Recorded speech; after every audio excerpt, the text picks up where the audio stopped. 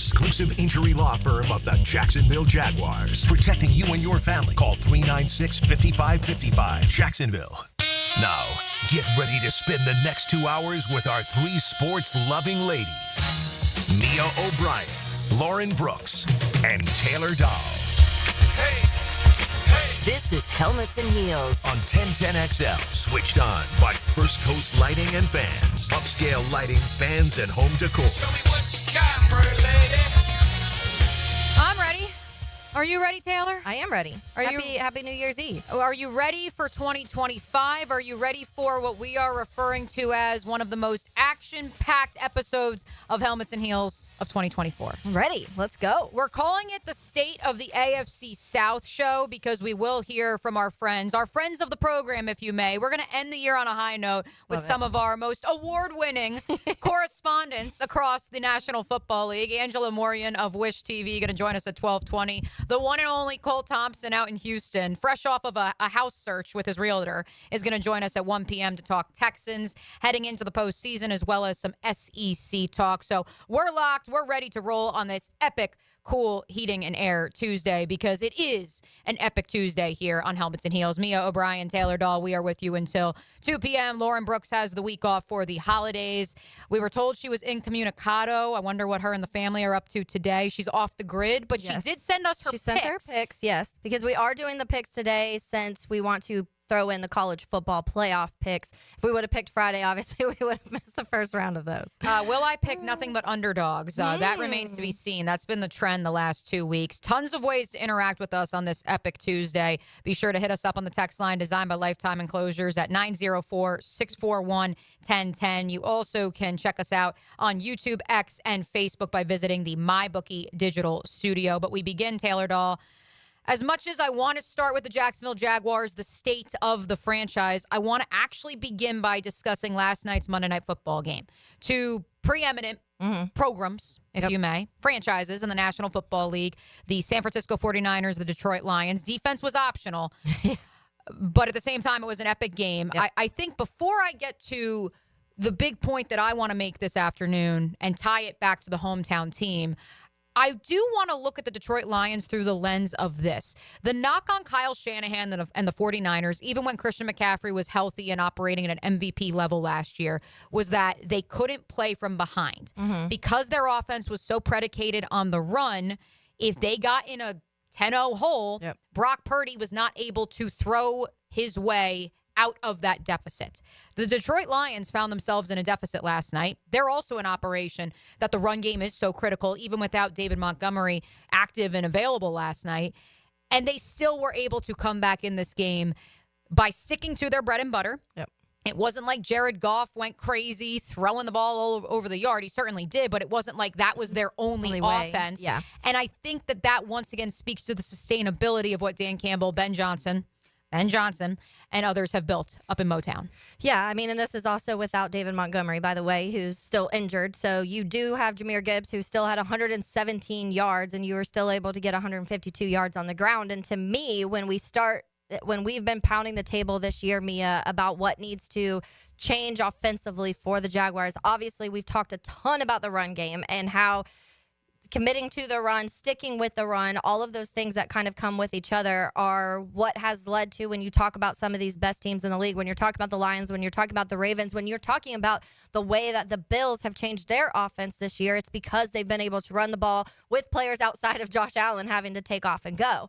And so I do think that there's a lot of things that when you're watching the Lions, there's a lot of things that you want to take and you want to pluck, and obviously Ben Johnson being one of those for a lot of people. But the way they run the ball, the offensive line is obviously something that everybody will admire.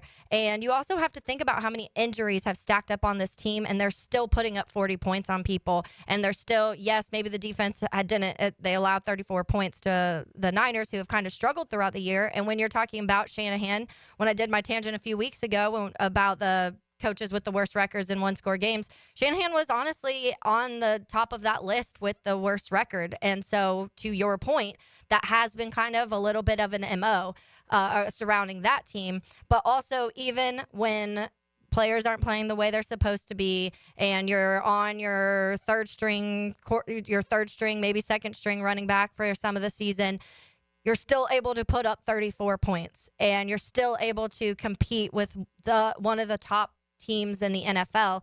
And that is something that you at least have to look at. I know they just announced today that both Lynch and Shanahan will be back next season, because there were some rumors that maybe the Niners would part ways with Shanahan, which would be absolutely insane to me.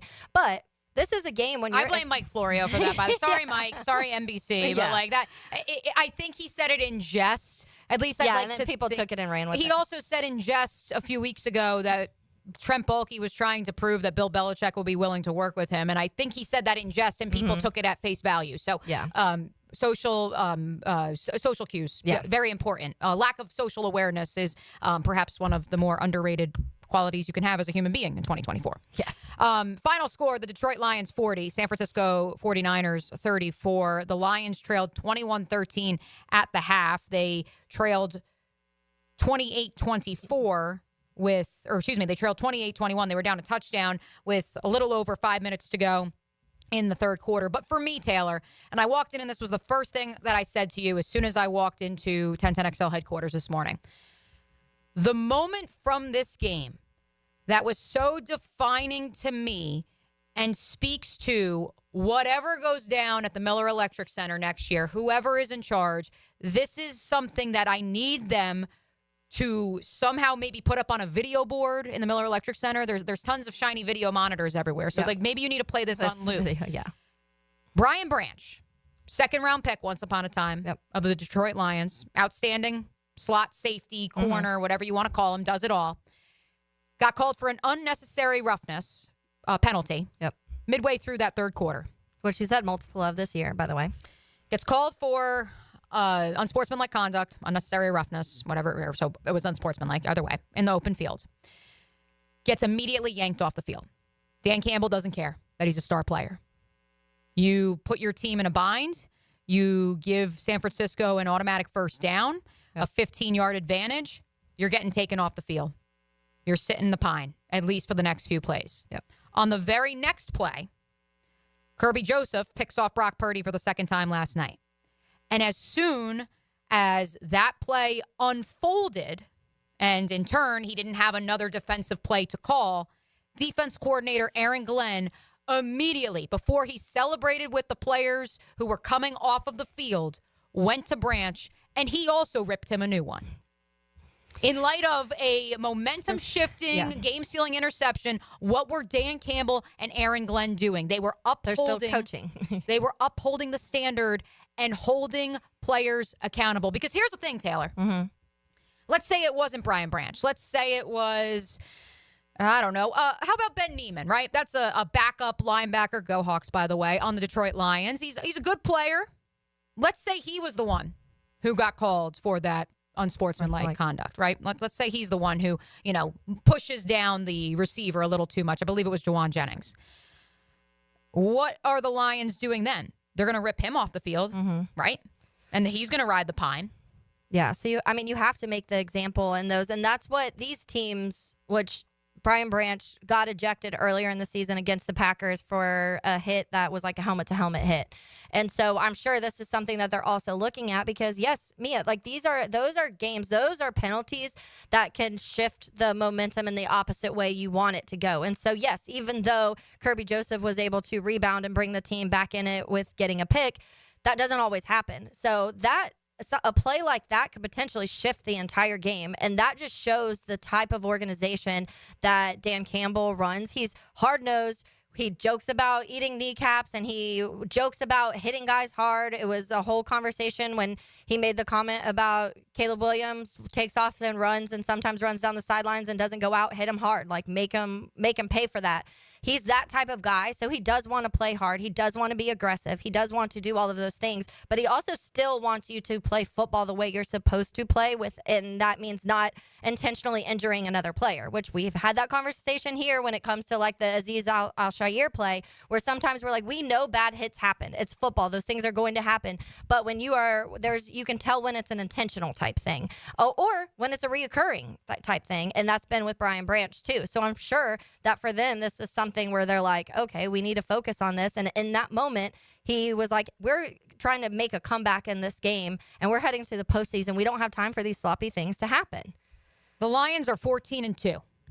They have a perfect 8-0 record on the road, the first time in their history. In case you missed yesterday's program, the Detroit Lions have been playing football since 1930, almost 100 years.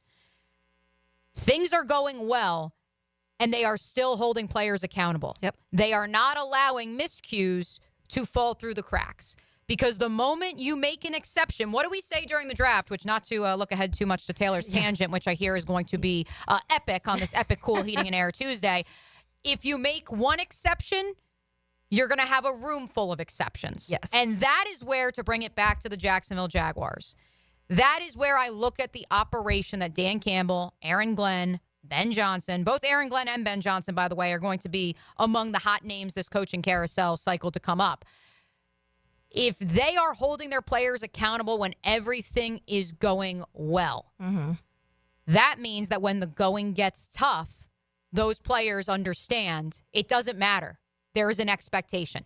I look at the Jacksonville Jaguars and I say, has that been the case over the last 2 years when maybe players, I don't want to say that, you miss a tackle. Yeah. Or perhaps you get a holding penalty or a shift or whatever it may be. Is there actually a sense of, hey, there is a repercussion. There is something that happens as a byproduct. There is a conversation at the very least between the coaching staff and the player in light of that miscue. I don't want to speak too generally, but just watching that one instance last night, that was a microcosm to me of that's a team that's operating on peak efficiency and the smallest of slip-ups. Yeah. That in the grand scheme of we're 14-2, everything is great. The fact that they took the time, just like they would have if they were 2-14, that said all I need to know about how a high-functioning operation in the NFL football in the NFL is working right now. Yeah, and look, I'm not in the room with them to say what conversations are being had or not had with certain players, but to me, looking at the product that's been on the field and looking at, especially defensively for me, when you're seeing players still not lining up in the right spots, players still missing tackles, players making obvious mistakes. And look, they were able to get away with it this last week, but you almost let Mason Rudolph and the Titans drive right down the field on you because you're making the same exact errors. There's players just not covering anybody, and there's wide open guys just in the middle of the field. And a lot of that is because of miscommunication between players. A lot of that's just your assignment is not right. Some of that is you slip and fall, and there's a lot of factors into this. But when you are watching this defense, it looks sloppy, and there is a lot of moments where you watch a defense like this. You watch the Lions, who also are missing a lot of people. I will keep saying that because these are several backups playing on this defense, and they look 20 times better defensively than the Jaguars do when you're watching them as a whole. And so a mistake like that, they do a ton of good things, that, like I said, they let the Niners score. The Niners are going to be that team who every now and then they're going to score. There's still a lot of weapons. And it's Kyle Shanahan. Yeah, scoring is not a miscue. I'm saying all of the tiny discipline. little mistakes. Yes, in the discipline. And that's so you make something like that. Brian Branch makes this mistake. And to me, that is a disciplinary mistake. And that is something that a guy like Dan Campbell and a guy in that organization is not going to tolerate. And Mia, honestly, you can even go higher with that because Dan Campbell also is one of the first people to take accountability on his own. Several press conferences this year, even after wins, if it's not a win by double digits, he's still like, this game's on me. We could have done this and this and this. And that's the type of coach that you want. You want a coach that not only is going to take accountability when things haven't gone right the way he did. We know he's aggressive. He's crazy. He'll go for third and 14s and 4th and 5s and crazy stuff. And sometimes he's had to be like, look, maybe I will always do that because that's who I am. But he's apologized for maybe certain games not going the way or ending the way they wanted. So it starts there and it trickles down from there because the moment that your coaching staff and your general managers are taking accountability, then the players will. But until the people above you are taking accountability and actually owning up to mistakes that they've made, the team's not going to do it. Did you see the stat during the broadcast last night? Which one? It was the Lions record before October of 2022 and then after. Oh, I didn't see. October of 2022. So I believe it's 33 or 34-10 now or something like that since the end of October of 2022 after starting 10-1, and then they started 1-6 in 2022. Yeah. And there was an interview done with Sheila Ford, the owner of the Lions, that same week that they quote unquote turned it around. Little did they know in the moment. And so now I'll take our question to begin today's program and I'll flip it on its head. Sheila, in that interview, which was played on the Monday Night Football broadcast last night, the owner of the Lions stressed in that interview, I believe we have the right people in the building. I believe we're on the right path. We need to give this thing time. I look at that and I say, is that something that should be considered here? Or because of what we just outlined, because at that point, yes, the Lions weren't winning. Yeah. But at the very least, holding each other accountable, developing a standard, she felt like she was seeing that. And so, therefore, that's why they were given more patience. And so I just want to pose it out there. Yeah. That patience. I know it's a word that Jaguar fans out there hate, but I'm curious, knowing that the Lions had to be patient, can you say the same, not just here in Jacksonville, even Chicago, where you also cover another NFL team? Yeah. Even in, I don't know, New Orleans right now, Darren Rizzi, the interim head coach, is making a case that perhaps he should be considered for the full-time job. Is there something to patience as well? Or is it quite simply, if that lack of discipline is there, then it doesn't matter what the results on the field are, even if that was to somehow result into wins? Yeah, I mean, I think patience is involved, and I said yesterday, that patience word sucks here because you do feel like you've been really patient, but then you look at the Lions, and the Lions won one playoff game since 1990 before this stretch that they've just had, and so sometimes you have to be even extra patient. You could talk about the Browns. The Browns also have one playoff win in X amount of years, and they just, like, you could list a bunch of teams who have gone through this same, like, the quarterback purgatory, and then you finally feel like you get your quarterback and it doesn't work out. And I'm not saying the Jags are there yet, but maybe they were a little bit with Bortles because they give him a contract. Then you have to reset again. And when you have to keep resetting, that does backtrack you a little bit. And so that patience that you've had kind of has to start over. Mm-hmm. But the Lions had to, I mean, they traded Matthew Stafford, which a lot of people in Detroit were like, what are you doing trading Matthew Stafford for Jared Goff? And why are we drafting a tight end this high? And why are we drafting a running back this high? And why are we drafting an offensive lineman this high? And now you're going back and you're looking at, oh, that was the right move. That was the right move. That was the right move. The Matthew Stafford-Jared Goff trade was probably one of the most win-win trades in NFL history. Stephon Diggs, Justin Jefferson, the only other one that I can think. But to your point, and I didn't realize this, Jared Goff was viewed when they traded for him, I think, as a stopgap of we'll probably end up drafting our somebody, guy. But it'll get us through. It's like a bridge guy. Right, exactly. I did not realize that Sheila Ford took over for her mother, who had been the controlling owner and the day-to-day operating owner of the Lions, in June of 2020. And as we have detailed at length on this program, and is well known, the Detroit Lions fired Matt Patricia and their GM with 5 weeks to go in that 2020 season, which opened up the door for Dan Campbell after evaluating the entire program and also bringing in Chris Spielman, a former player, to be her lead consultant. All right, let's get things popping on this Epic Cool Heating and Air Tuesday. Let's keep it going. Of course, you can visit EpicHVACService.com. You give them a call today at 904-859-EPIC. Mention 1010XL for exclusive discounts, also discounts for military, police, and first responders. Our first guest on this State of the AFC South Tuesday is ahead. Angela Moryan out in Indianapolis, who was boots on the ground at MetLife for the greatest show on turf by Drew Lock, is going to join us next right here on Helmets and Heels. They may not make a lot of plays. Good snap. Good hold. But sometimes they make the most important play. One of the best kickers in the league year in and year out. Listen for the Crown Royal Special Teams Player of the Game on 1010XL. Now, the Randy Marion Cadillac Drive of the Game. Randy Marion Cadillac of Jacksonville. Drive to the game in luxury with Randy Marion Cadillac of Jacksonville. The duo of Mac Jones and Brian Thomas Jr. brought the magic when the teal and black needed it most, and also made it look effortless. Thanks to a 16-play sequence capped off by a Brian Thomas Jr. touchdown, Jacksonville would take a 20-10 lead with 7:05 left in the fourth. The 74-yard drive is your Randy Marion Cadillac drive of the game. Hey, John, are you a small business owner looking to make the most of your investments? Absolutely. And now is the time to take advantage of some incredible tax deductions. You can qualify for a 2024 tax deduction for up to 60% of the purchase price of a brand new Cadillac. Think Escalade, Lyric, Optic, XT5, and XT6. We have over 100 in stock at Rainy Marion Cadillac, Southside Boulevard, Jacksonville. It's the perfect time to upgrade your business fleet. This is not tax advice. Consult with your tax advisor for further details and to determine eligibility, plus tax tag title $8.99 admin fee and resist all and approved credit. Are you 18 years or older, just got married, just got divorced, or have children? Listen up. Have you done your last will and estate planning? You have questions? Call Matt Hinson with the Hinson Law Firm. Reach him at 527-1700. Office is Jacksonville, Florida. And don't let the state decide your fate.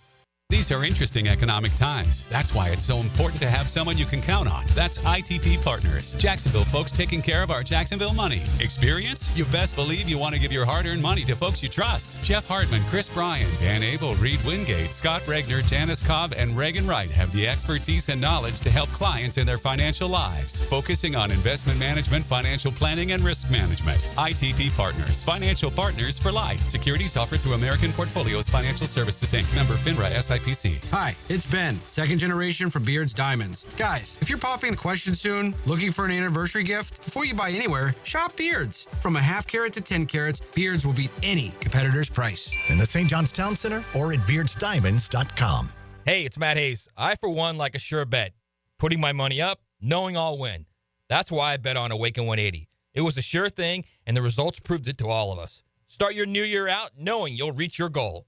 Awaken180weightloss.com. Making a difference in our community for 2025? Paul Martinez here, President and CEO of the Boys and Girls Clubs of Northeast Florida. The Boys and Girls Clubs offers a safe environment to youth every day with homework assistance, a hot meal, career readiness, and character and leadership programs. 57% of club alumni say the Boys and Girls Club saved their lives. Help us grow our outreach as we serve the kids in our community throughout our 59 clubs. Go to bgcnf.org to donate and learn more. Get fishing tips and stories from Captain Show. Brought to you by Awaken 180 Weight Loss. Whoa! Thursday nights at 6 on 1010XL AM. If golf is your thing, you'll want to check out the 2025 Hills Pass at Hidden Hills Golf Club. Unlimited golf, including golf car, and preferred tee times for just one low price. Visit us at hiddenhillsgc.com to purchase your Hills Pass today. There are three certainties in life: death, taxes, and if you stay in your home long enough, a new roof. Pick it here for our friends at Lockhart Roofing. Nobody better in Jacksonville. How do I know? They are a local certified Master Elite contractor, and that means they have a GAF Master Elite warranty. That's the best in the roofing industry. In this day and age, don't settle for cheaper discount roofers. Lockhart Roofing has been here for decades. They aren't going anywhere. Call my friends at Lockhart Roofing, 994-3851. That's 994-3851. Lockhart Roofing, Jacksonville's best for Jacksonville people. This is Greg Huntington, a.k.a. The Mangler. I'm on the winning team at Waste Management. WM is the largest sustainability company in North America. If your business needs sustainable environmental services for waste removal and recycling collection, then you can count on the industry leader of WM to deliver results. Your services will be completed in a timely, safe, and eco-friendly manner. Go to WM.com/Duval. That's WM.com/Duval and get signed up today. If anyone can talk trash, it's the Mangler. When were the St. Johns River jetties built? The answer next. There's always a good reason to compare homeowners' insurance rates. You may be paying too much. Protect your home with a Southern Oak insurance policy today. Our family protecting yours. Southern Oak Insurance. Congress approved plans to build the jetties in 1879, and construction was from 1880 to 1885. Southern Oak Insurance. Our family protecting yours. This is Mark Nato. My sons and I have seen the doctors and PAs at Southeast Ortho for everything from lumbar spine stress to elbow tendonitis. Southeast has always been there, been truthful, and always been on point. Everything they say happens. We can't thank them enough for what they've done and the great care that they have taken of our sons. Relieve pain and get back to life. Southeast Orthopedic Specialists. Blue here for the blue. Crab House, located right off of San Jose. It's on Jewington Creek Road. They've been around since 1996. Indoor-outdoor dining. Also, takeout is available at the Blue Crab House. Open 4:30 to 9, Tuesday through Saturday. Sunday, noon until 9. Remember, Tuesday, $2 margaritas. Wednesday, $1 oyster night. How about the blue crabs? How about my personal favorite, the Canadian snow crabs? Whatever it is that you fancy, you get it right there. The Blue Crab House. 1010XL is presented by Farah and Farah, exclusive injury law firm of the Jacksonville Jaguars. Protecting you and your family. Call 396-5555. Jacksonville. Now, another great guest on the Garber Auto Mall phone line. Hello. We can wiggle it. All right, if you're just turning us on this epic cool Heating and Air Tuesday, Taylor Dahl and I have dubbed today the state of the AFC South. Yes, changes could be coming in Duval as soon as Monday, if not earlier, and there could be changes elsewhere around the Jaguars division. So let's begin this tour in Indianapolis, or rather, she's in Indianapolis now, but Angela Moryan was boots on the ground back in her home area, we'll call it. Since do the New York Giants play in New York? Do they play in New Jersey? As a tri-state native, a 973 phone number for Angela. I'm a 908. We know all too well that conversation, my friend, as she joins us on the Garber Auto Mall hotline. I'm just going to go big picture before we dive into the nitty-gritty of you growing up in a Giants household, wanting the Giants to lose. Your parents wanted the Giants to lose. You're covering the Colts professionally now. The Colts, I don't even know how to describe what occurred on Sunday, Angela, at MetLife Stadium, other than it was a Drew Lock performance for the ages. How are you on this fine Tuesday? Good morning. Well, I guess it's good afternoon now. Yeah, we're not good over here. As a Giants fan and as a reporter covering the Colts, it was a whole lot of L's given out on Sunday because literally no one in the tri-state area wanted the Giants to win. And they put together the performance of a decade against the Colts, who actually had something to play for. It's absolutely ridiculous. We were sitting in the press box completely stunned on Sunday. The whole game, from the first Giants touchdown to the end of the game, all of the Indy media was looking at each other like, what is actually happening right now? Because there was always that chance that the Colts would screw it up. Like, let's be honest about this franchise. They never can, at least recently, since the Andrew Luck debacle, they've never been able to finish a season the way they're supposed to. They haven't won the division in 10 years, 11 years now. And every single other team in the AFC South has won the division at least twice in that 10-year span. This team has gone nosedive down a cliff since Peyton Manning left. And there's no other way to sugarcoat it, period. But all you needed was to beat the worst team in the NFL, the New York Giants, who want the number one overall pick to fix the dumpster fire of the quarterback and offensive situation that they have created themselves in East Rutherford, New Jersey. And you can't even do that. Like, I literally said, guys, pregame, as a Giants fan and as a reporter covering the Colts, it would be very, very like the Giants to screw it up and win and the Colts to screw it up and lose. That is it's not even surprising if you pay attention to either of these franchises. But what occurred on the field was mind-boggling. 45 points to Drew Lock? Are you kidding me? He had 5 touchdowns? Come on. That's like an April Fool's joke. Yeah, I need you to... You can't believe that. Angela, first and foremost, Taylor Dahl is cracking up next to me right now because I told her, I'm like, Angela's going to come on the air on the Garber Auto Mall hotline. She has a story to tell and a song in her heart. Were your parents and family at the game? Or I need to know about the dynamic when you get back home after covering this one. No.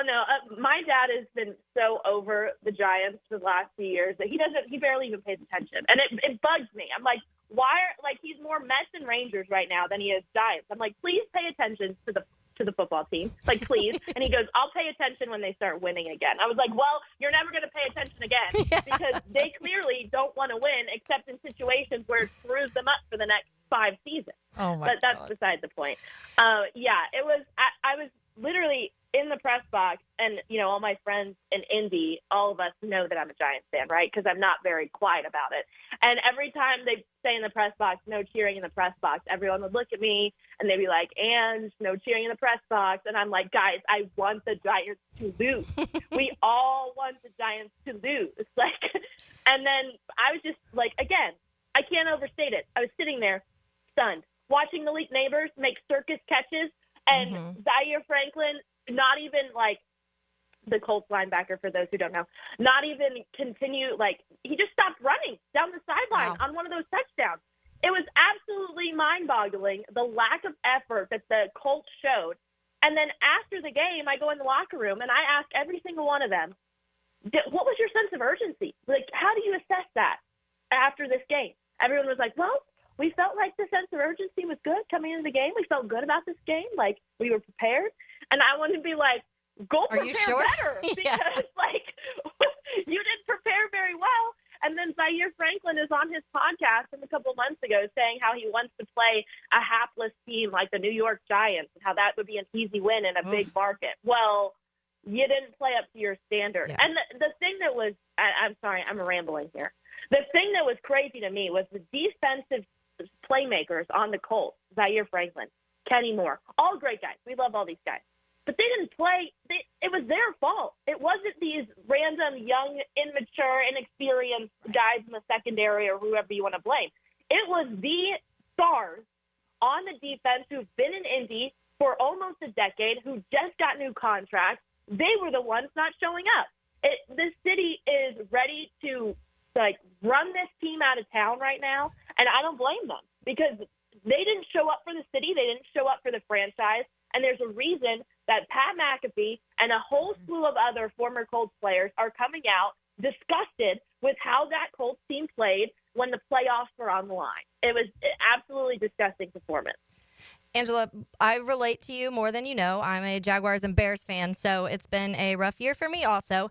But when you're talking, because obviously we've been talking for a while now here, the hot seat when it comes to Doug Peterson, when it comes to Trent Baalke, when it comes to Press Taylor, all of the things. How hot is the seat after this game for both Steichen and Chris Ballard? Yeah, that is the question we've all been bouncing around. I think, as far as Shane Steichen goes, if the Colts lose, I honestly might maybe just bare minimum lose to the Jaguars this weekend, I think Shane Steichen's seat could be a little hot. Now, if he wins against the Jags team, as you guys well know, that's dealing with a lot of injuries, that isn't having its best season, if they can handle business and finally get over that we can't beat the Jaguars hump, I think he's okay. Chris Ballard, on the other hand, the guy is like a cat. He's got 9 lives. I mean, literally, he could make the worst decisions in the history of the league and somehow still have a job here in Indy. Now, granted, I think if you look back over the 7 years that he's been here, there has been, reasonable, we'll call them excuses, as to why he's not totally to blame for whatever mess the Colts have made throughout the season. There's a lot of nuance and moving parts. It's not as black and white. This season, though, you got to think Colts fans want his job 100%. Like, that is. I put out a tweet after the game. I said, guys, what do you want me to ask? What's your burning question?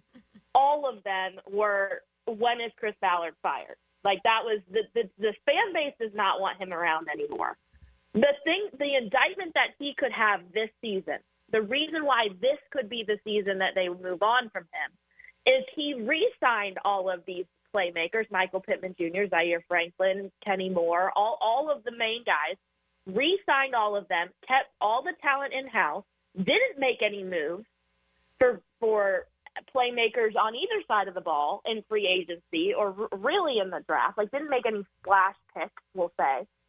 So you're supposed to retain this team that was 9-8 last year and had all this promise of Anthony Richardson being healthy, come this year. That means you should win the division, at least be in contention for the division, definitely make the playoffs, and he didn't do that. The players didn't show up for him. We'll say it that way. Angela? So I think his seat is really hot, but it's hard to break up that Ballard-Steichen tandem. Yeah, we'll see what Monday brings. I think Sunday's game against Jacksonville will determine a lot of that. As we wrap up with Angela Moryan on the Garber Auto Mall hotline, our state of the AFC South here on Helmets and Heels, I agree with you. I was reading our friend Mike Silver of The Athletic. He actually retweeted the column that he wrote for The Athletic back in October surrounding Chris Ballard, someone who has endeared himself to the fan base, endeared himself to the media, has been voted as the best GM, and yet he has one playoff win to show for it and 0 division titles. Dave Caldwell and Trent Baalke have division titles in the AFC South in the span that Chris Ballard has been the GM of the Colts. But for the sake of time, I want to move off that pulpit. Confirm, deny your thoughts. Gus Bradley most certainly probably done after this season in Indianapolis. Additionally, the report did come out prior to the debacle at MetLife Stadium. Anthony Richardson is the quarterback of the future for the Colts. Yeah, Gus Bradley, I don't see a way that they can bring him back, period. I'm surprised he wasn't fired this week. I mean, he still could be. I guess it's only Tuesday, but I think with one game left, that they'll just keep him on and deal with it after the season. Anthony Richardson, I think, is the quarterback of the future, whether fans want it or not. It seems like the franchise is putting all their eggs in his basket. They're putting time and effort into developing him. Is he being managed correctly from a coaching staff standpoint, from an ownership standpoint? I don't know. We could go have a whole segment about the situation that have been this season with the benching and the tapping out and then not playing with back spasms / soreness last week. But it seems like they are bought in. I mean, when you pick a guy 4th overall, you kind of have to be bought into him, at least for 3-4 seasons. So you kind of have to, I view it as this was his rookie season. Last year with the injuries, you can't even really count that. I don't even count that. So I still see him kind of as a rookie, still learning, dealing with all of this stuff. Would have been nice if he had a little bit of smoother ride this year to actually, learn things without the drama. But, I guess you learn things through the drama also. But I don't see them making a move at quarterback at all. I think Anthony Richardson, at least for next season, is the guy. Angela Moryan, Wish TV. You can find her on X by checking out her stuff at Angela Moryan, literally her name and the word TV. Our friend who will be boots on the ground for us up in Indianapolis on Sunday when the Jaguars do face the Colts. I will not be up there at Lucas Oil Stadium, so hold down the fort for us, Angela. Stay strong. And from one of our listeners on the text line designed by Lifetime Enclosures, sounds like you may need an early New Year's drink or shot or both. So thank you, 228, and thank you, Angela, for joining us as always. And thanks for joining us on this State of the AFC South Tuesday. Thank you, guys. Have a great New Year. There she goes. Hopefully she does get that New Year's drink or at least a day off. She had an early flight back to Indianapolis yesterday from her home area. We refer to it as a region. It's the tri-state area, the region. So hopefully, I think we all need a drink tonight. Yeah, exactly. Everyone in the AFC South. We're going to talk to Cole Thompson coming up at 1:00, and something tells me that he's also going to be in need of a fiery, drink from covering the Houston Texans. But before we get to Cole, before we get to some SEC talk, a whole lot more to do here on Helmets and Heels. Our highlights are on the other side. Taylor's Tangent to come in the 1:00 hour. Our picks as well. It's an epic, cool Heating and Air Tuesday right here on 1010XL and 92.5 FM. Being the primary breadwinner in your marriage is a huge responsibility, but that doesn't mean you should continue to be the primary breadwinner after your divorce, too. The attorneys at the Florida Women's Law Group work hard to make sure you're not responsible for supporting your ex any more than necessary. I'm Heather Quick, owner and attorney. Learn how we can help at FloridaWomen'sLawGroup.com or call us 904-204-2359. Divorce for women, by women. Offices, Jacksonville and St. John's. Budweiser reminds us to drink wiser, like hydrating between beers. It keeps the fun going longer, and it's a commitment to responsibility. Remember, good times are ahead, so no need to overdo it. Know when to say when, and always designate a driver. Pick it here for Bound 9 Associates, where you'll find Jacksonville's most esteemed eye doctors at each of their locations. After being selected for one of the most competitive ophthalmology fellowships in the world, Dr. Frank Bowden is frequently called upon for his expert opinion. He is currently one of the few cornea and external disease specialists in the area and the founder of Bound 9. Visit Bound 9 Associates today and experience the difference. Bound 9 Associates, keeping the First Coast focused.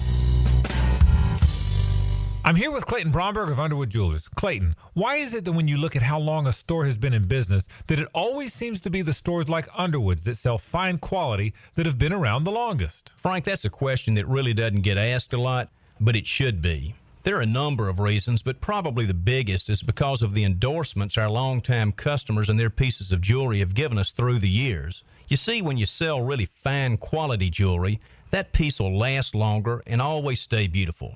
It might stay in the same family for generations, and through those years of wear, a lot of compliments will be made and a lot of people will be told where the piece of jewelry came from. You see, at a store like Underwood's, it's our stated goal to be the best jeweler in the South, not the biggest, so everything we do and carry has to help move us toward that goal. And ultimately, it's the satisfied customers wearing fine quality jewelry that have kept Underwood's in Jacksonville since 1928. Underwood's in San Marco, Avondale, and the shops of Ponte Vedra. I'm with Greg from Cycles of Jacksonville. If I know anything about the fall, it's hunting season, it's cooler weather. People need to get off-road. What have you got to offer? We've got the full line of Honda ATVs, the Foreman, the Rancher. We've got the side-by-sides, the Pioneers, the Talons, everything you need to get off-road. And you can trick them out with all sorts of extras? If you name it, you want the loud stereo, you want the cool light bar, we got it. All right, look online, cyclesofjacksonville.com, or head to the showroom on Atlantic near Regency. This date in sports history is brought to you by Southeast Orthopedic Specialists. On December 31st, 1967, the Oakland Raiders dominated the Houston Oilers 40-7 to claim their first AFL championship and a Super Bowl berth. Instant Keys. You don't have to go to the dealer. Instant Keys comes to you.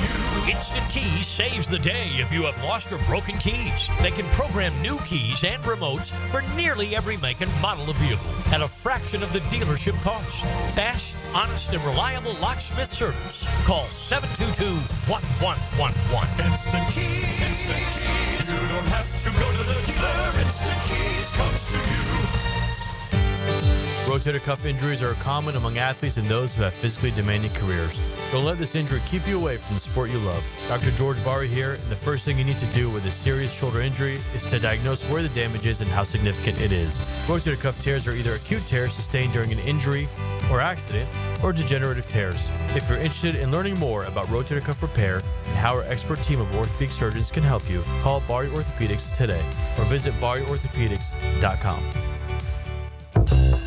Cigar smokers, All-Pro Lyman Leon Cersei here for my favorite spot, Cigars International. The Cigars International Superstore is now open at the Town Center, a massive 6,200 square feet with over 600 cigar brands. A full-service bar and indoor and outdoor lounges with flat-screen TVs. Give their old-fashioned a try. It's the best that I've ever had. Follow on social for holiday specials and events. Cigars International is now open at the Town Center. Make a resolution this new year to send all of your friends or family a Kuhn Flowers floral arrangement. Or how about just sending one person you love a floral arrangement? Kuhn Flowers can handle it all. Hey, it's Matt Hayes. Make your holidays bigger and brighter with Prize Picks, the best place to get real money action while watching your favorite sports. With over 10 million members and billions of dollars in awarded winnings, Prize Picks has made daily fantasy sports accessible to all. The app is really simple to use. Pick two or more players across any sport, pick more or less on their projection, and you can win up to 1,000 times your money. Prize Picks, America's #1 daily fantasy sports app, is available to play in more than 40-plus states, including California and Texas. Join now because this holiday season, Prize Picks is giving away 2 free picks in December, and they're giving away $30+ million in rewards during Pickmas. Download the Prize Picks app today and use code JAX and get $50 instantly when you play 5. That's code JAX on Prize Picks to get $50 instantly when you play 5. You don't even need to win to receive a $50 bonus. It's guaranteed. Prize Picks. Run your game.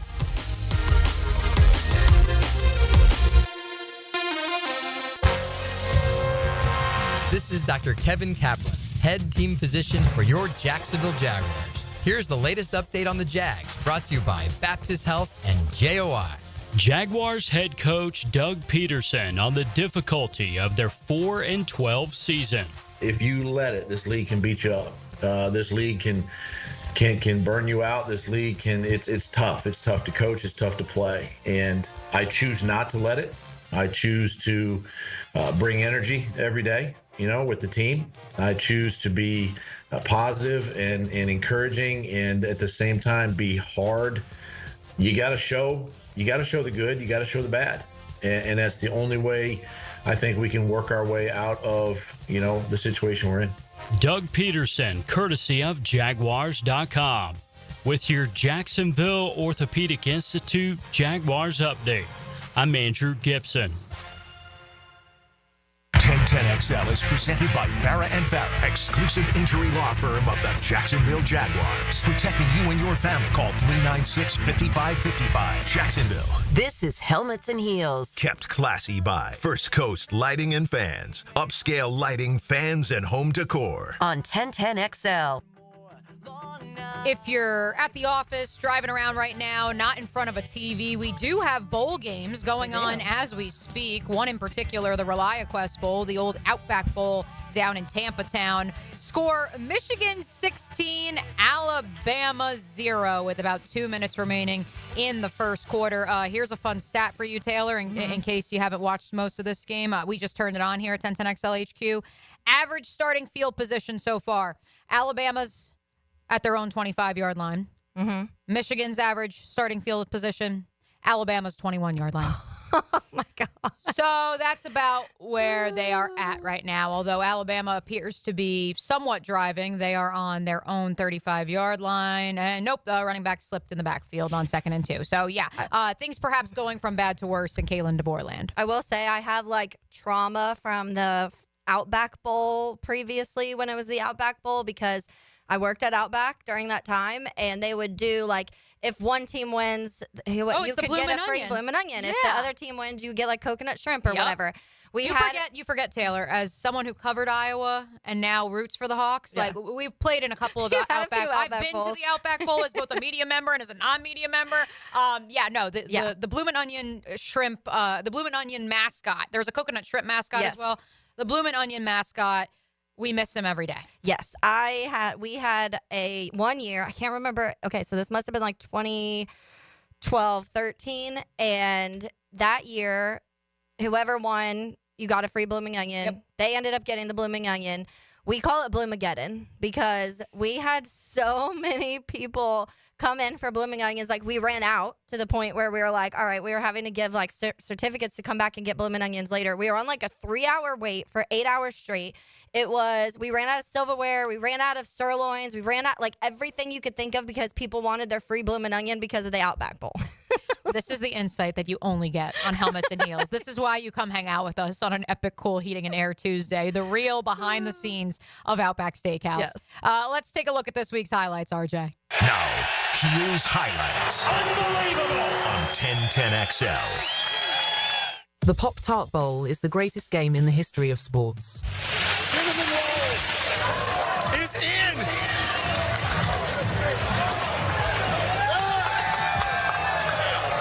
There it comes. Giant cinnamon roll coming out.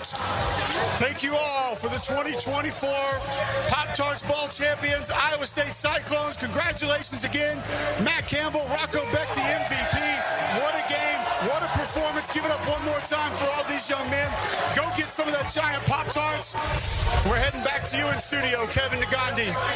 Thank you. God bless you for coming out. Good night. 15,000 career points and another triple-double for Nikola Jokic. The Joker ain't joking around. Nuggets on the run. Murray's in the lane. Put it up, no short. Jokic tip it, no. Jokic tip it, yes. So Joker is smoking hot. Interception bills. Christian Benford comes up with the pick on Aaron Rodgers. Four-time MVP has a 3rd and 19. Down the field. He's picked off this time. It's Benford with his 2nd interception of the season. And he's out of bounds, chased out by Rodgers. There is a flag. Aaron Rodgers is flagged for an unnecessary roughness penalty after throwing his 2nd interception of the game. In the last 8 games, matched against 14 touchdowns. Personal foul, unnecessary roughness. On Rodgers? Offense, number 8. 15-yard penalty. I saw that. The other one. First down, Buffalo. He's like, I've never called a late hit on the quarterback the opposite way. How about that? Taylor Dahl has been been waiting almost 48 hours to play that highlight for you all. So we're going to give her the floor here momentarily. I do want to just pay tribute one last time to the Pop-Tarts Bowl. So good. The greatest bowl game of all time.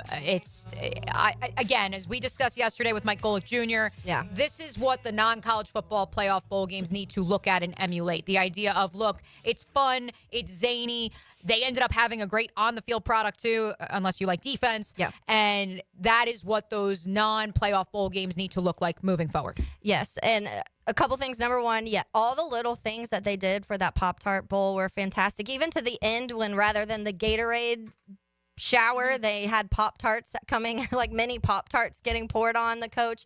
And then the one at the end of the game, you have the picture where this like other Pop-Tart like reappears up in the stands and like the fog. And I'm like, this is so dramatic. It was the one that went into the toaster last year. Yes. But he's still milling around, haunting Camping World Stadium. Like every little detail was perfectly accounted for. And yes, in the vein of the Savannah Bananas, that is what these other bowl games. I'm not saying that you all have to be and the game crazy. itself. We're not asking you to for the players to start doing a dance before they snap the ball, but all of the other little side things that they put into it to keep you entertained, especially in stuff like this, because games like this are great to start your kids out at. It's a bowl game. It's not going to be, most of them, not crazy expensive because they are kind of like these ones that aren't super important at this point. But there's also enough entertainment to keep the kids entertained while you get to watch some football. You still get to see some of the players that will be there next year, some of the players that are going to be entering the draft. So there's a lot of fun things about bowl games.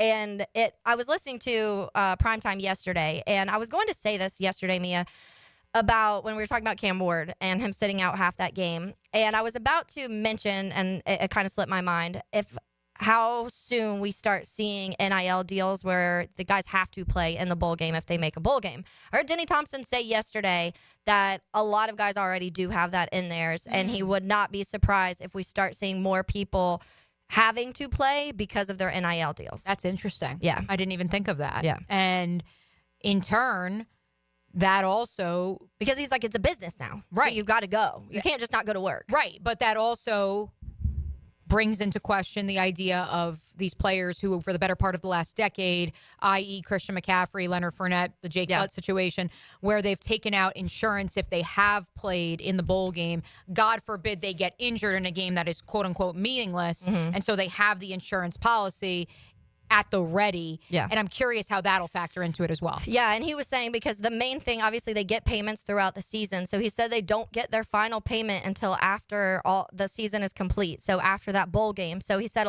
you'll still get some of it, but you're missing that final check. For a lot of players are missing that final check if they don't play in the bowl game. Fascinating. And he said he doesn't know if that's the Cam Ward situation. He doesn't know the details on that contract specifically, but he just said it's something he's seen a lot recently. One guy who is not missing a payday. No, not Nikola Vukovic, although he's not either. Yeah, well, we'll get to him here in just a second. It was Vukovic, right? Not Jokic, right? That was Vukovic, RJ, correct?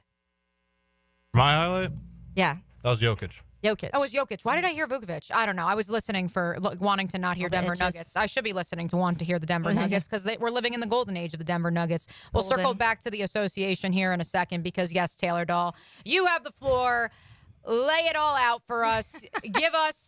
Paint the picture, set the scene. Aaron Rodgers. Yeah. If we want to talk about sad organizations like we have here, the Jets have to be included in that. And I mentioned earlier the Browns, but I have a lot of Jets fan friends, and I see a lot of Jets fans on Twitter, and all of everything that they've gone through, just imagine this tiny glimmer of hope they were given when you're like, okay, this defense is going to be really good, and now you're getting Aaron Rodgers, a quarterback who just won MVP two seasons before you got him, and also won 2 or 3 years of the last 3 or 4 seasons before you got him. And then this is how it's looked. After 4 snaps, he tears his Achilles, and then he comes back, and it's this season.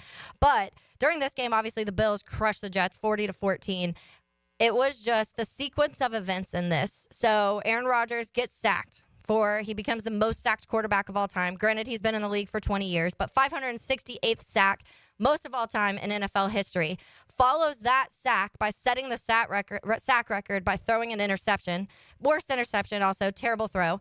Then, after he gets picked off, they're returning it. He hits the guy laid out of bounds and then ends up getting a personal foul and gets a penalty. The quarterback gets a penalty on a late hit out of bounds. And I was watching the sequence of events and I was like, this is just the epitome of what it has to feel like to be a Jets fan. Like hit after hit after hit after hit. And that is not even including the alleged conversation that he had on the sideline with the coaching staff where he was like, you can put in. You might as well put in Tyrod. Yeah. He like tried to bench himself. And they did.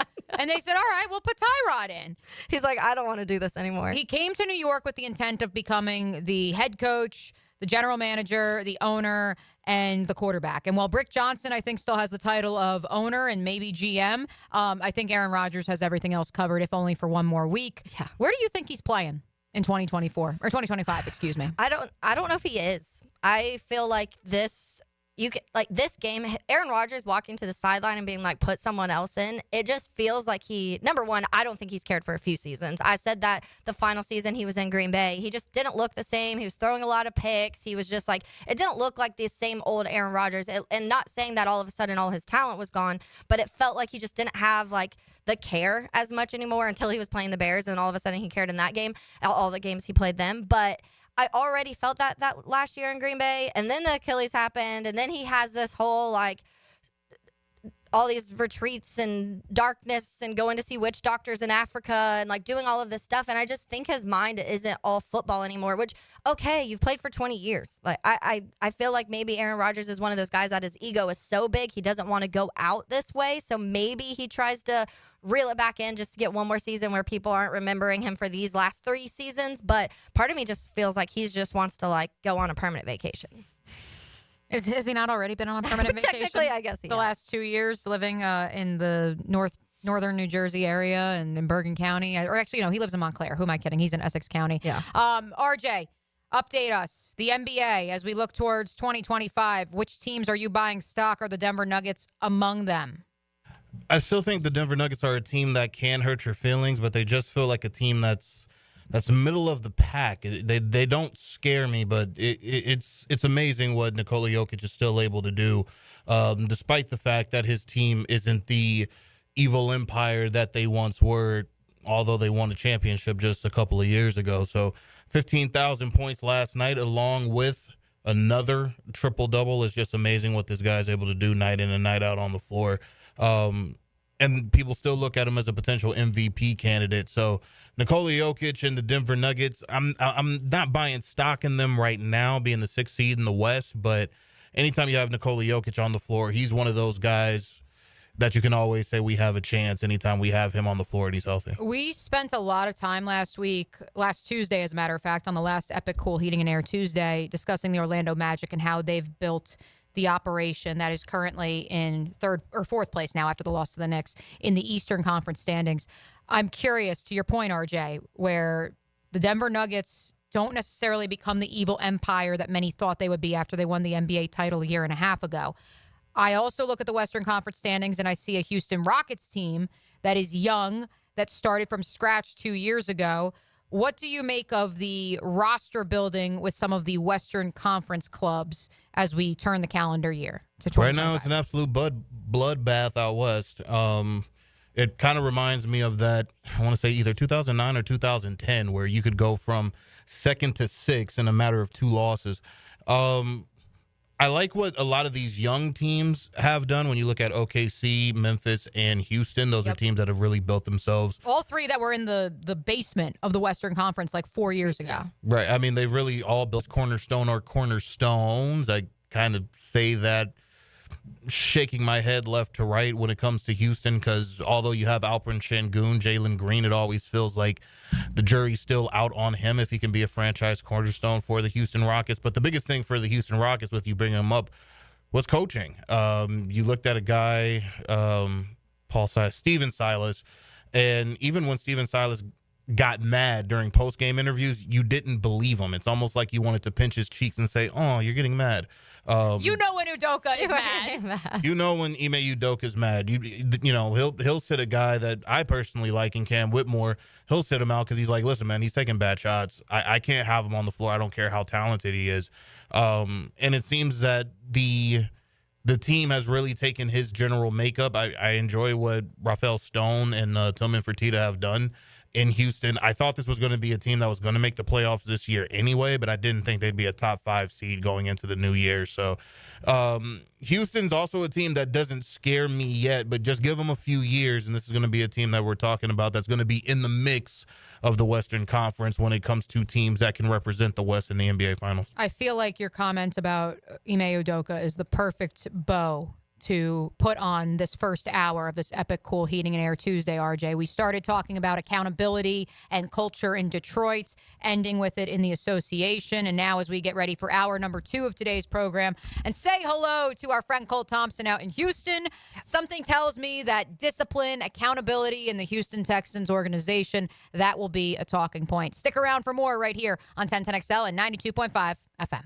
It's all about picking winners. Yes, it is. Play 1010XL's weekly pick'em. All right, let's do it. Make the best picks and win a pizza party from Salvatore's Pizza at Tapestry Park. Who wants pepperoni? You pick 'em at 1010XL.com. Now you can watch 1010XL shows all day on X, Facebook, and YouTube. Brought to you by MyBookie. Experience Vegas from the comfort of your phone anytime, anywhere. Sign up today. Use promo code 1010XL. While other books make promises, MyBookie delivers. This holiday season, they are stacking the deck in your favor with the 12 days of Christmas. Now, until today, a festive lineup of can't-miss opportunities for bettors to cash in on. Risk-free Thursdays, Super Boost, free bets, weekly casino giveaways, hundreds of winners, thousands in cash prizes. We've seen it all, and it all ends today. All it takes is a 50-cent spin on BetSoft slots to enter. With the road to New Orleans, of course, all the bowl games, not to mention all the action over the Christmas holiday. This has been a season to win, and it doesn't end here. The 12 Days of Christmas event is live right now on MyBookie. Don't wait. Use promo code 1010XL with your first deposit, and MyBookie will give you a little something extra. MyBookie is offering a 50% deposit bonus for 1010XL listeners. Just sign up and use promo code 1010XL. There's a reason MyBookie has been the go-to for serious bettors for 10 years. Bet and win with confidence and make your holiday season a jolly one with MyBookie. AC replacement? If your AC unit is ready to go kaput, then it's time to call Florida Home AC. With over $3,000 in tax credits waiting for you on select systems, take advantage of it. Call 777-4300. Get Florida Home AC to cool you off. Everybody, Mike Dempsey here. Listen, I'm all about a sure thing. I like putting my money down knowing I'm going to win, and that's exactly what Awaken 180 was for me, a sure bet. I dropped 25 pounds in just over a month, and let me tell you, the results speak for themselves. Now imagine this. You start Awaken 180 now, and when February rolls around, you've already lost 20 pounds. Or maybe you're like Matt Hayes, down 40 pounds by March. And don't even get me started on Hacker. Dude's lost over 100 pounds. Life-changing results, and I got to see it firsthand. Awaken 180 isn't some gimmick. You eat, you're never starving, and the weight just comes off fast. No guesswork, no crash diets, just a plan that works. And the best part, it's built to last thanks to free support for life. Don't wait for another failed resolution. Start your new year with the program that is the sure bet. Visit Awaken180weightloss.com or call 844-346-1800. Make sure this year is the year you win big with Awaken 180. When it comes to towing products, your safety on the road is the priority at Cannons of Jacksonville. Whether it's a heavy-duty tow hitch, trailer frame, wiring, gooseneck, tow bar, or any other towing accessory, Cannons has decades of experience to ensure your towing setup is installed with precision and reliability. Visit cannonsofjax.com to explore a range of products and schedule your installation. Cannons of Jacksonville, your trusted partner for a smoother tow. Tony Baselli gets up early Monday morning to share a big football breakfast with you. Some French toast and sausage patties. Hall of Fame Monday, 7:20 with Dan and Jeff on the Drill. Brought to you by Heritage Roofing of North Florida on 1010XL. Have you or someone you care about been arrested or had their driver's license taken away? I'm Susan Cohen, and I work with David Robbins at the law firm of Epstein & Robbins. We are experienced fighters for those charged with DUI and all criminal offenses. I've been named the best DUI attorney in the state, and David has been named the best criminal defense lawyer in Jacksonville. In your battle with the justice system, there is only one thing you need to know. Dial David 24/7 at Epstein & Robbins. The 354-5645. Mia here. Since 1982, Closets by Design has specialized in creating dream spaces for every budget. My designer, Frances, made the process so easy. She came to my house and designed a walk-in closet that's not only beautiful, but also incredibly functional for me and old Beau Valentine. Call today to schedule your free in-home consultation at 800-293-3744. Hey, and if you mention Mia or Helmets and Heels, you'll qualify for free base molding. Call today or visit closetsbydesign.com. Bull riding. The perfect fusion of strength, skill, and pure willpower. Professional bull riders aren't just athletes. They're daredevils with cowboy souls. Come experience the true modern West, where 8 seconds of glory will create a lifetime of memories. It's the Michelob Ultra PBR Jacksonville at ViStar Veterans Memorial Arena, February 22nd and 23rd. Tickets available at Ticketmaster.com and PBR.com. Hold on tight. The ride of your life is about to begin. Home of the Jacksonville Jaguars. WJXL AM Jacksonville Beach. WJXL FM Jacksonville Beach. Mia here. When it comes to roofing, whether it be shingles, metal, or most repairs, there is one name that has protected your home since 1999. Pro-Jax Roofing. Serving all of Northeast Florida, Mike and his guys have been repairing and replacing roofs for 25 years. Need insurance help? Mike's team can help. Raised in a military family, Mike provides great attention to detail with unparalleled quality and workmanship. They also have warranties, so you can have peace of mind. Call Mike today for a free estimate or online at projaxroofingfl.com. After consulting with several orthopedic specialists about my constant knee pain, I chose Southeast Orthopedic Specialist and Dr. Chris Swanson to handle my surgery. Their professionalism let me know this team was the one for me. The surgery was very successful, and if I ever have a future need, I'll continue to trust Southeast Orthopedic Specialists to take care of me. Relieve pain and get back to life. Southeast Orthopedic Specialists. Tailgate special alert. 3 pounds of marinated chicken, 2 pounds of marinated steak tips, 2 pounds of fresh ground beef, and 2 pounds of homemade sausage for only $80 to feed your crew. For tasty tips and juicy breasts, choose Southern Steer Butcher. This is Molly McDonald with your 1010XL Southeast Orthopedic Specialist Local Sports Update, brought to you by Kuhn Flowers. The Florida Gators remain at number 6 in the AP poll after their dominating win over Stetson. Florida remains perfect on the season heading into 2025 after winning all 13 of their non-conference games. Ahead of starting conference play, head coach Todd Golden spoke to the media on where he wants to see improvement. I think we got to get back to taking better care of the ball. I think that's something that over this last couple of weeks, we've been okay, but, Arizona State, North Carolina, against those teams, we did not take care of it well enough. And going on the road against a really good defensive team in Kentucky, that's going to be a huge key of the game. And just like Kevin was talking about, steals leading to run-outs, like that's a way that they can hurt us in their gym, is if we have loose live ball turnovers that allow them to get out in transition. I think that's a big area. We got to get better at communicating. I think that's something we haven't really been in a venue like we will be next Saturday, where there's going to be 20,000 people, making it really hard for us to communicate on the floor, getting better that way. It's 75 degrees at 1 o'clock. Time and temp brought to you by Bueller Air and Plumbing. Stay cooler with Bueller. 1010XL is presented by Farah & Farah, exclusive injury law firm of the Jacksonville Jaguars. Protecting you and your family. Call 396-5555. Jacksonville. Now, another great guest on the Garber Auto Mall phone line. Hello. We can wiggle it. 1 o'clock hour is here. We've affectionately referred to today's Epic Cool Heating and Air Tuesday as the State of the AFC South show. We also are calling it a celebration of our friends of the program, and we can't have such a celebration without our good buddy Cole Thompson of not only SEC Unfiltered, but the managing editor for the Texans Wire. Good afternoon, Cole Thompson, wherever you may be. If you're on a housing hunt right now or sitting in your office, hope it has been a happy final day of 2024 so far. What am I watching? What am I watching on just about television to right say. now? This is beyond sad, and I have to go ahead and eat crow right now because I was one of those people that said even though Alabama had a 9-3 schedule, if you're looking at the 12 best teams in college football, the Crimson Tide fit into that category because they got a signature win over Georgia, and they're not only getting shafted, they are absolutely handing the game to a Michigan squad that found a way to lose to multiple opponents, that found a way to watch multiple players opt out, and this is a team that has almost no opt-out. They wanted to close out the season with a potential 10-win record, and it is currently 16-0 third down, and Alabama is living in third and long. This has just been disastrous. Good afternoon, ladies. How are we? Our friend Angela Moryan joined us in hour number 1, Cole, and she referred to, she was worried. She texted me afterwards. She's like, did I air too many grievances for both the Indianapolis Colts, who she covers, and the New York Giants, who she's a fan of? So Taylor and I are A-okay with you airing whatever grievances it is that you may have on this final day of 2024. Cole, my favorite. This is just shameful. Hey, Taylor. Hi. My favorite thing about you is that you are the first person to say, I was wrong. And that's what your Twitter was saying right now. You're like, I'm people, when we were talking about people complaining about Alabama not making it in.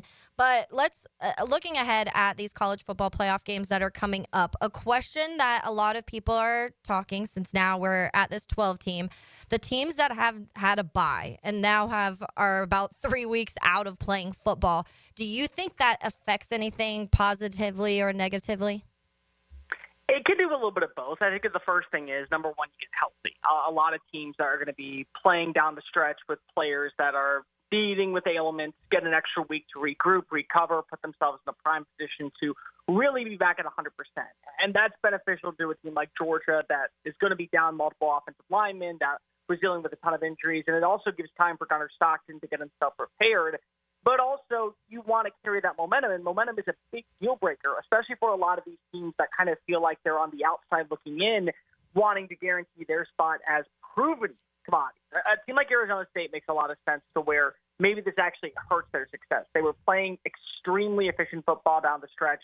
They were winners of 5 of their last 6 games, including back-to-back top 10 wins over BYU and then Iowa State. Dominating fashion win over Iowa State, a thwarting, if you want to say so, in Arlington. And now they've had a couple of weeks to regroup. Does the momentum still carry on in when Texas, that wanted to prove that it was one of the better teams and one of the top 4 teams in college football, is coming off of a win and a pretty significant one at home against the Clemson squad that has as talented, if not more talented players than what you see currently at Arizona State. So there is, I think, a benefit of playing in these games. Like, there is a benefit of resting. Number one, your players get back to 100%, but also you get to carry the momentum. What's going to be really interesting is seeing how does Penn State come out swinging against the Boise State squad? How does Arizona State respond to a Texas roster that feels like it's one of the 4 best teams in college football, but maybe the record doesn't justify it because of its 2 losses to Georgia? How does Georgia answer the call against Notre Dame, a Notre Dame defense that has been dealing with a slew of injuries throughout the entire year and put itself right back in the conversation of being one of the 10 best teams in college football because of the momentum they're playing with?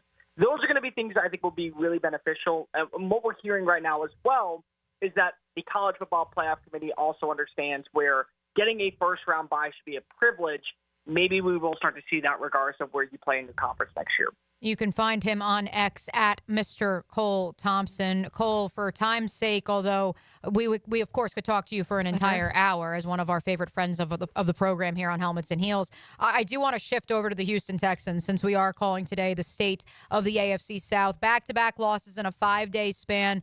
Azeez Al-Shaair returns for the season finale. Some interesting comments posted by the star standout middle linebacker, although we don't really refer to him as a star here in Duval County, after the events of about a month and a half ago. What do you make of the temperature in H-Town at NRG Stadium as they get set for their regular season finale and the postseason?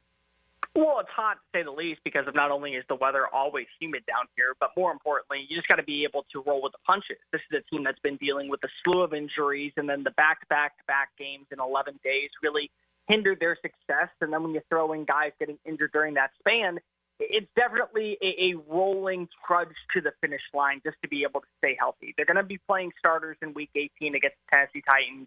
C.J. Stroud is going to try to do his best to guarantee another double-digit win season.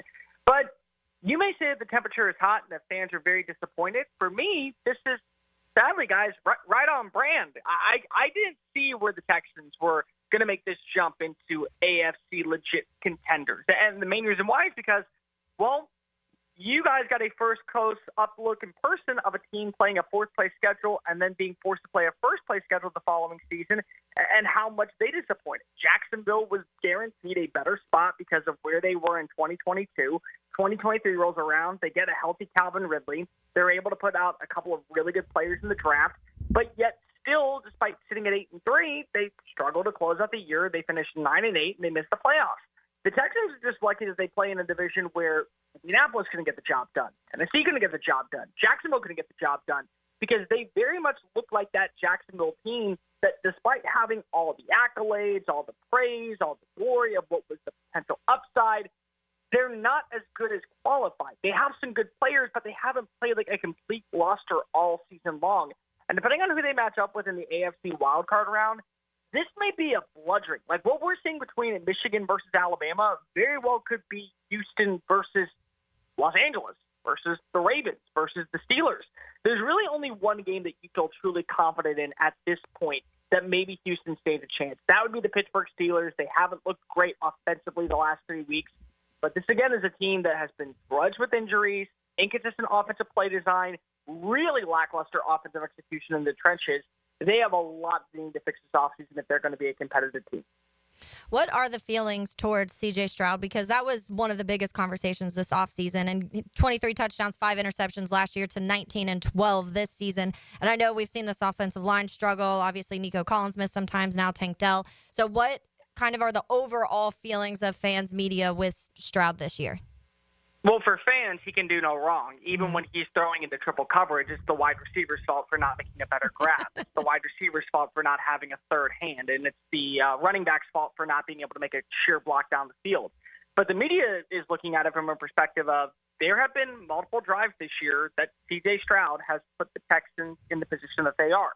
You look back at that Detroit game, Houston is the first team since 1970 where, Taylor, I hate to bring this up, and I know you love this team, but the Chicago Bears of the 1970 roster that had 5 interceptions, turnovers, finished with a double-digit lead going into the first half, and found a way to lose. That's the record that the Texans had in that game. And it's because of C.J. Stroud threw 2 heinous interceptions, including one in the triple coverage picked off by Carlton Davis. The Tennessee Titans game, they were right at the 25-yard line in their own territory. They try to connect with John Mechie. It's a thrown ball behind him, and there are fans blaming Mechie for not running the right route, where Stroud's ball is completely out of reach for Mechie to even make a play. And Tennessee responds, scores pretty quickly, and they end up getting a win. He doesn't feel like he's playing with confidence, number one. I think the other thing that's really important here, number two, is that he's playing under duress and that he doesn't have a feel of any of the receivers that he's working with. And sure, not having Nico Collins for a few games is bad. Not having Stephon Diggs after believing he was going to be a difference maker for your team is bad. But you're looking at this roster just overall, Stroud regressing. And it's not play calling. It's not play design. It's him just not getting comfortable and making the right reads at the proper time. Add it all together, it's led to Houston being behind in the fourth quarter, blowing first half leads. The Texans have only scored 6 total touchdowns in the second half since week 6 against the New England Patriots. They are a team that has to jump out to a significant lead in the first half if they want to guarantee a victory. And largely that's because the quarterback has no hope in what this offense can be. And if he's not able to get the job done pretty quickly, it's going to be more of that, I think, for the rest of the season. And it could be a problem leading into 2025 and beyond. As we wrap up with Cole Thompson on the Garber Auto Mall hotline, quick one for me, although you kind of all but answered it, Cole. The star and the shimmer on Bobby Slowick, the offense coordinator for the Houston Texans, I would assume has dimmed quite a bit. I've seen plenty of jokes around the internet regarding, wow, another team really got played by hiring a PFF bro, a data analytics guy, and all of a sudden it all went kaput real quick. But in that same conversation, do you think there is hope for this Texans team to bounce back once postseason play begins and maybe pick up a win or two? Number one, it's going to be matchups. I mean, that's as clear as day. If you don't have the proper matchups, you're already paddling upstream with styrofoam pads. That's just going to dissolve away quickly, and you're going to be put in a blender of concerns. The Pittsburgh team, I feel like, gives you the best opportunity to win because of their offense has been hit and miss really the last 4 weeks, and they also are dealing with a slew of question marks at the wide receiver position. How Deontay Johnson gets involved, the former Baltimore Raven, Carolina Panther, they picked him up off waivers. Can he be a stable number 2 force? Because if so, I think that we maybe are going to see Houston be a little bit more beneficial when it comes to passing attack. They've got to be able to also trust the ground, whoever they're going up against. Los Angeles, Baltimore, Buffalo, they have to be able to stay towards the run. One thing that they don't try to do enough is when the run game starts to be depleted, they don't go back to the well. They just continue to pass. I mean, Joe Mixon is 7 yards away from 1,000 rushing yards, which would be the first time since 2019 that we get a running back to actually pile drive for the 1K marker in Houston. And they only ran it 9 times against Baltimore. You got to be able to continuously trust that your ground game will gain a little bit of emphasis. And I think that also you got to be able to create some turnovers, whoever that is against, Russell Wilson, Justin Herbert, if it's against Josh Allen.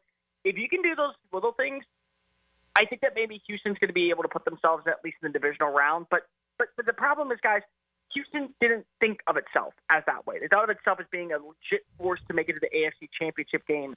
They're lucky that they play in the AFC South, or they would be going into Week 18, probably fighting for a spot in the playoffs. And God bless any team that has to face off against Cincinnati. And honestly, for my money, God bless any team that has to face off against Los Angeles. Those are two of the hottest rosters right now. And the way they're playing, I don't think that they're going to be able to be slowed down against the Texans roster. Well, as we say goodbye to you on this final day of 2024, Cole, the sun has returned in Tampa Town and Alabama has scored. The Crimson Tide will be rolling once again, now down just 16-7. I know you're locked in on that, so we bid you farewell on the December the 31st, and we look forward to catching up with you in the new year, my friend. Ladies, 2024 has been fantastic. Thank you for always letting me come on the show. And, of course, I had to be negative because when I'm negative, positive things happen for Alabama. We know how this world works. That's why I did it to Taylor throughout the year, saying that Notre Dame was not a good team. They had to gain momentum going into the playoffs. Have a good 2024. I'll see you in 2025. Thank you, Thanks, Cole. Please go after go after everybody who came after you on X for old takes exposed for saying Alabama should have been in the playoff. Our picks are next, coming up right here on an epic Cool Heating and Air Tuesday on Helmets and Heels. Helmets and Heels. This hour is brought to you by First Coast Honda Dealers. He is our quarterback savant, and he'll take you inside his mind. So you can learn more about the science of quarterbacking. Denny Thompson is the quarterback whisperer. Friday mornings on The Drill. Brought to you by Tyson Sound and Security and George Moore Chevrolet. When you show your home love with a natural gas water heater, it loves you right back with more cost-efficient, endless hot water. Hon, hurry it up, please. And right now, you'll love earning a cash rebate up to $700 when you install an energy-efficient natural gas water heater. We're going to be late. Again. What?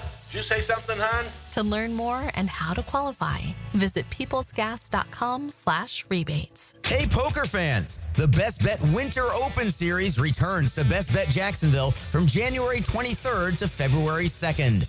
Satellites into the $1,500 main event kick off January 4th. Take your shot at big payouts with 8 action-packed events and $500,000 in guarantees. Visit bestbetjacks.com for more details. That's bestbetjacks.com. And we'll see you at the Winter Open starting January 23rd. Mia here for Dream Finders Homes. For a limited time to ring in the new year, Dream Finders Homes is offering an amazing 4.99% fixed interest rate. Now is your chance to lock down the rate and get in the game. You heard me right, a 4.99 fixed interest rate on select move-in ready homes. Visit dreamfindershomes.com for sales event information and get in the game. Interest rate available on select move-in ready homes. Restrictions and limitations apply. Go to dreamfindershome.com for more details.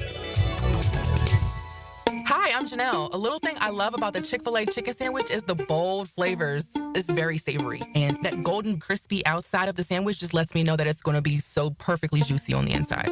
I'm Sawyer, and a little thing that I love about the Chick-fil-A chicken sandwich is the crispy chicken filet. You get the tenderness of the chicken and that zesty pickle. It's savory and tasty. What's not to love? The holidays are all about being together and eating together. Sandwich in some together time this holiday. Order the Chick-fil-A chicken sandwich today. Real guests paid for their testimonials. Blue for Shinatri Chiropractic. They've helped me get rid of my headaches and pain in my neck and back. Are you suffering from an auto accident? What about TMJ pain? Headaches associated with jaw clenching, grinding of the teeth, or stress-related disorders? Shinatri Chiropractic has a physical therapist on staff for rehabilitation, quality chiropractic care, dry needling, massage, and acupuncture. Call 743-6700 or go to ShinatriDC.com. It's about the hunt. Captain Kevin Favor here with Captain Kirk and Jeff Lagerman. We take you from the water to the woods. On the Nimnicht Outdoors Show. Presented by Duck Rooter Plumbing, Septic and Air Conditioning. Let's go to the woods, y'all. Saturday mornings from 7 to 10 on 1010XL. Where on your body is the weenus? The answer next.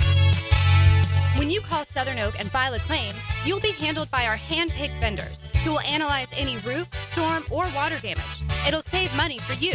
Our family protecting yours. Southern Oak Insurance. The weenus is your elbow skin and can be pinched as hard as you want, and it will never cause pain. Southern Oak Insurance. Our family protecting yours. This holiday season, give your home the gift that keeps on giving. Beautiful, energy-efficient windows and doors from Renewal by Andersen. With our exclusive Fibrix material, you'll enjoy windows that keep the cold out and the warmth in, perfect for those cozy nights by the fire. Limited time offer. Call today. Buy one, get one 40% off windows and doors. Visit bestwindowsflorida.com. Restrictions apply. License number CGC 1527613. Hey folks, Dave Binion with Zero Res. I asked my wife what she wants for Christmas, and she said the same thing she does every year. She wants a clean home full of family and friends. That means the carpets, the tile and grout, the large oriental rug in our family room, and the huge sectional sofa that everyone loves to hang out on all need a good Zero Res cleaning. Give Zero Res a call and get your carpets cleaned for only $49 a room, and get your tile and grout cleaned for 25% off. Zero Res spelled forward or backwards, it's the right way to clean. Frank Franzi here for Stanley Pools. You know, pool design has come a long way, and if your pool is outdated, Stanley Pools specializes in bringing older pools up to date for the whole family to enjoy. That's why I did it a few years ago, and man, I love the way my pool looks now after we added travertine pavers and so much else. Stanley Pools has been serving our community since 1988, so call them today at 269-7277 or find them online at stanleypoolsfl.com. That's Stanley Pools, a family tradition of fine swimming pools. Hello, First Coast. I'm sure by now you have seen our bright green GFL trucks and containers throughout the greater Jacksonville area. We're an industry leader in solid waste and would love the opportunity to earn your business. We're committed to customer service, reliability, and have an unwavering focus on safety. Whether commercial or construction, let us haul your waste away. Call 904-760-5880 to get a quote today from GFL, Green for Life. This is Walker Little of your Jacksonville Jaguars for Kingfish Pest Control. I've been a Kingfish customer for a while now and can confirm that their service is incredible. Not only do they protect my family from pests, Kingfish's office staff is the friendliest around. They even email me a photo of the tech before arriving at my home. Kingfish Pest Control is a proud partner of the Jacksonville Jaguars. Be sure to enter their Swat That Kick sweepstakes for free pest control for 3 years. Go to kingfishpest.com and tell them Walker Little sent you. 1010XL is presented by Farah and Farah, exclusive injury law firm of the Jacksonville Jaguars. Protecting you and your family. Call 396-5555. Jacksonville. Helmets and Heels is switched on by First Coast Lighting and Fans. Upscale lighting, fans, and home decor on 1010XL. I lied. Oh. It's not our picks coming up. Not yet. Our picks are coming up in about 10, 15 minutes on this epic cooling, heating, and air Tuesday right here on Helmets and Heels. But for now, Taylor Dahl has a tangent. Now, Taylor's Tangent, served up by Chick-fil-A on 1010XL. Let's start off with giving away some lunch. I feel a little giving. Yeah, well, it's the final day of 2024. Yeah. We want you to ring in the new year right with some Chick-fil-A. Who wouldn't want to? I actually had Chick-fil-A yesterday, and I got that peppermint chip milkshake again, and it's delicious. If you're a peppermint fan, go get it before it's gone for the holidays. But let's do lunch on the ladies. Lunch for 2 to Chick-fil-A. Give us a call at 641-1010. Let's say caller number 3. And now let's talk about Trent Baalke.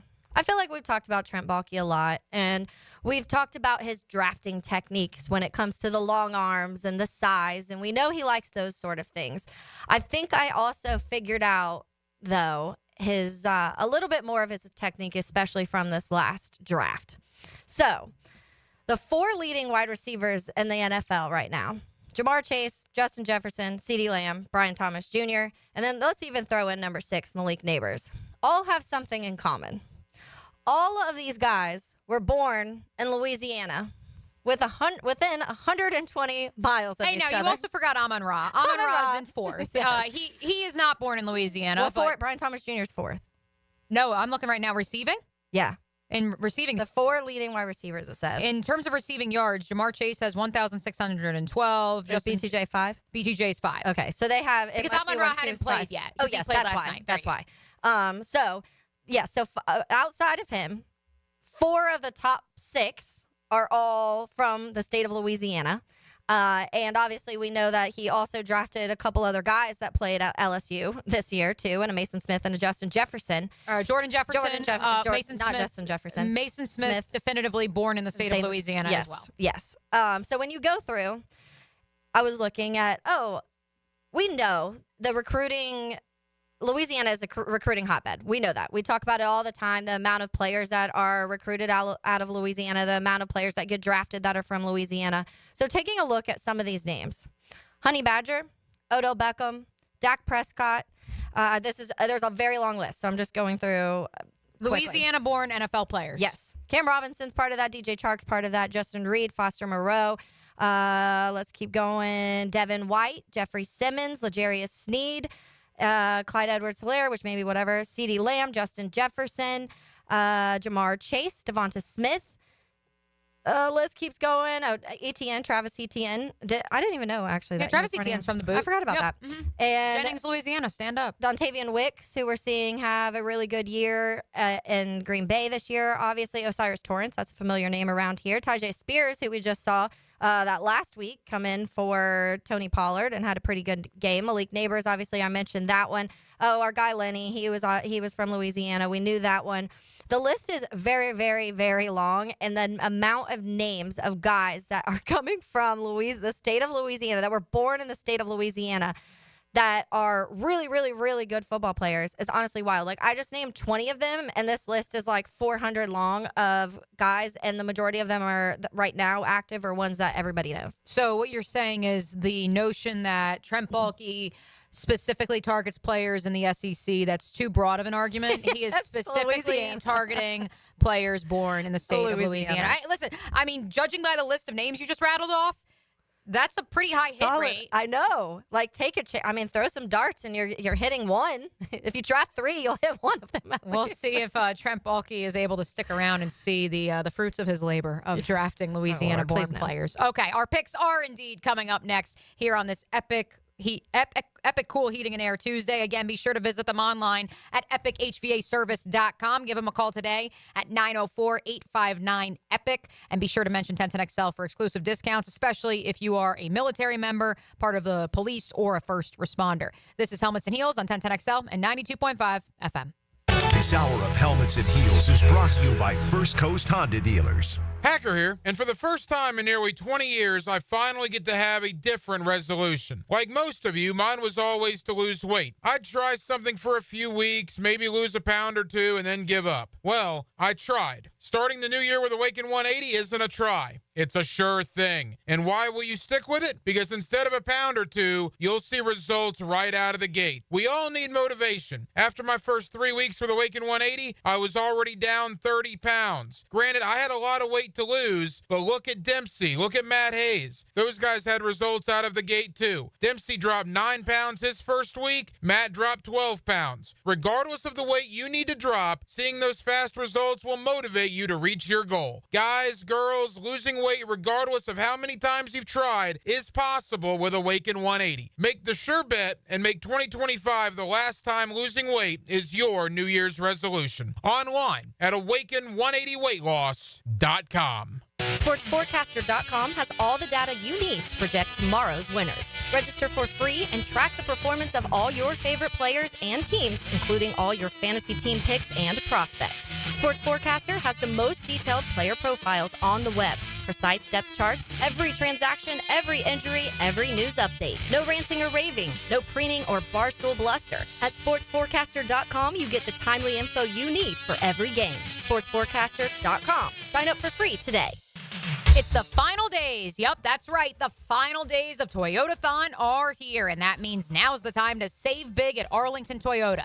Mia here. Arlington's lot is packed with hundreds of new Toyotas, and they're all marked with Toyotathon savings. Like financing as low as 0% on select new models. 0%. And even though it's the final days to score Toyotathon savings, remember, you still get 60 days to love your new purchase or exchange it for one that you do as part of Arlington's 60-day exchange program. Plus, every new Toyota purchase from Arlington Toyota comes with Arlington's lifetime warranty. That's unlimited time and miles. Hear me when I say, good things come to those who don't wait, especially when it comes to the final days of Toyotathon. So stop everything and get to Arlington Toyota today. In person, 10939 Atlantic Boulevard, or online anytime at arlingtontoyota.com. Visit arlingtontoyota.com/Toyotathon for full details.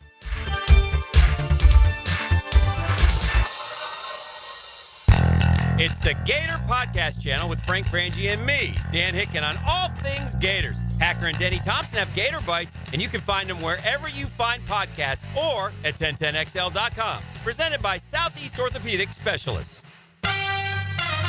While other books make promises, MyBookie delivers. This holiday season, they're stacking the deck in your favor with 12 days of Christmas. Now through the 31st, a festival lineup of can't-miss opportunities for bettors to cash in on.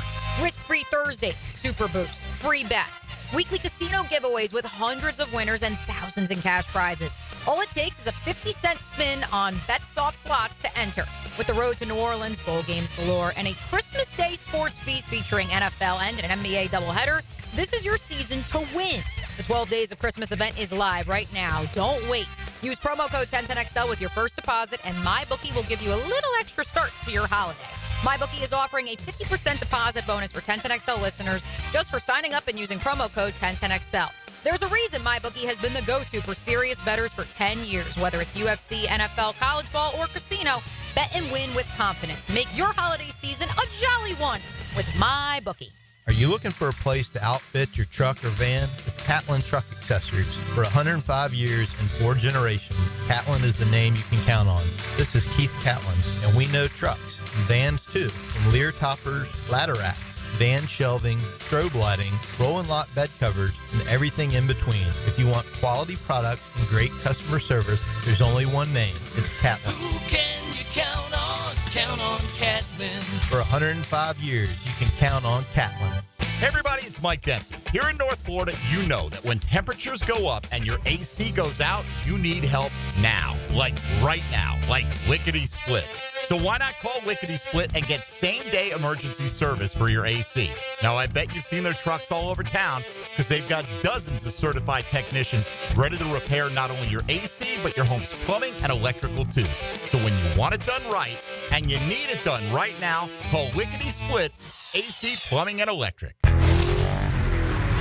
I'm with Greg from Cycles of Jacksonville. And Greg, when you start to shift from warmer weather into some cooler weather, you can get on the road. What has Honda got to offer? Honda's got a bunch of great bikes. They've got the new e-clutch technology, which means you can ride without using your clutch. And I love the fact you can go automatic on a bike, which was unheard of for a while. It was for a long time, and Honda has mastered it. You can log on, cyclesofjacksonville.com, see all they have to offer, or drop by the showroom. They're on Atlantic near Regency. That's Cycles of Jacksonville. Have you or someone you care about been arrested or had their driver's license taken away? I'm Susan Cohen, and I work with David Robbins at the law firm of Epstein & Robbins. We are experienced fighters for those charged with DUI and all criminal offenses. I've been named the best DUI attorney in the state, and David has been named the best criminal defense lawyer in Jacksonville. In your battle with the justice system, there is only one thing you need to know. Dial David 24/7 at Epstein & Robbins, 354-5645. This is Dr. Kevin Kaplan, head team physician for your Jacksonville Jaguars. Here's the latest update on the Jags, brought to you by Baptist Health and JOI. After Sunday's victory over the Titans, Jaguars head coach Doug Peterson still believes this is a team that has not given up. I still personally, I just don't feel that here. I don't think that's the case here.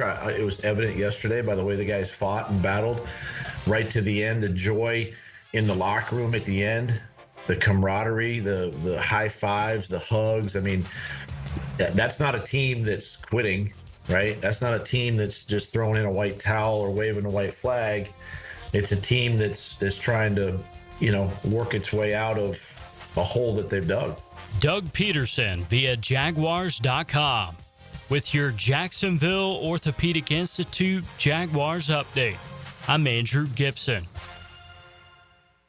1010XL is presented by Farah and Farah, exclusive injury law firm of the Jacksonville Jaguars. Protecting you and your family. Call 396-5555. Jacksonville. Light up your lunch with Helmets and Heels. Presented by First Coast Lighting and Fans. On 1010XL.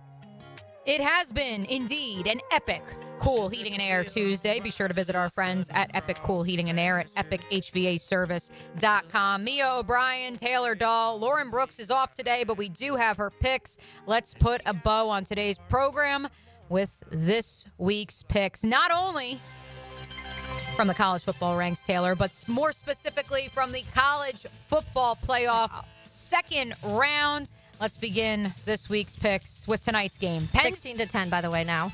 Alabama yes. Got another field goal. Yes, we do have bowl games going on as we come to you on the airwaves of 1010XL. Alabama trailing Michigan 16-10 in the ReliaQuest Bowl. That, needless to say, is not among our picks. The game tonight, though, between Penn State and Boise State out in the desert is indeed the Nittany Lions 11-point favorites over the Broncos, who, again, I'm going to make the note, 3-0 all-time in the Fiesta Bowl, wearing the same jerseys, same uniform combination. They have won in each of those three previous wins. Yeah, I read a stat earlier, too, that the teams combined are like 11-0 in the Fiesta Bowl. So they both have a history of winning the Fiesta Bowl.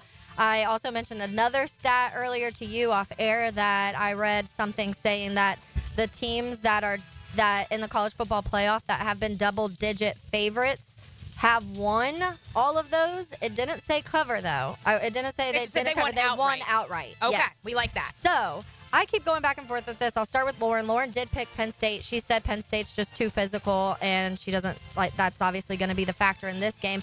As I agree, I do think that this Penn State defense is going to be able to slow down a lot of what Boise State can do, but I don't think there's a whole lot you can do with Ashton Genty. He's one of those guys that can force those missed tackles, get the yards after contact. So I do think they'll be able to not win, but make it a closer game than this 11-point spread. So you have the Broncos covering. Yep. I do as well. I just think it's such a massive line, and for a team that, look, their only loss was by a field goal to the number one team in the field. Yeah.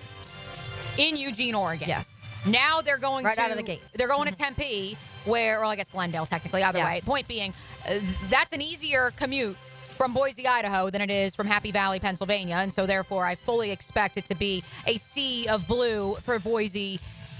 And I don't think they're going to win outright. I'm not going to go too crazy. I like that stat. I would love if they did, but... yeah, because as we know on this program, we are always on fraud alert when it comes to one James Franklin. To tomorrow's first game of the college football playoff second round, Texas, another double-digit favorite, 12.5-point line over Forkham. Kenny Dillingham and the Arizona State Sun Devils. Lauren is going with Texas. What say you, Taylor? Yeah, I'm going to go Texas, too. I've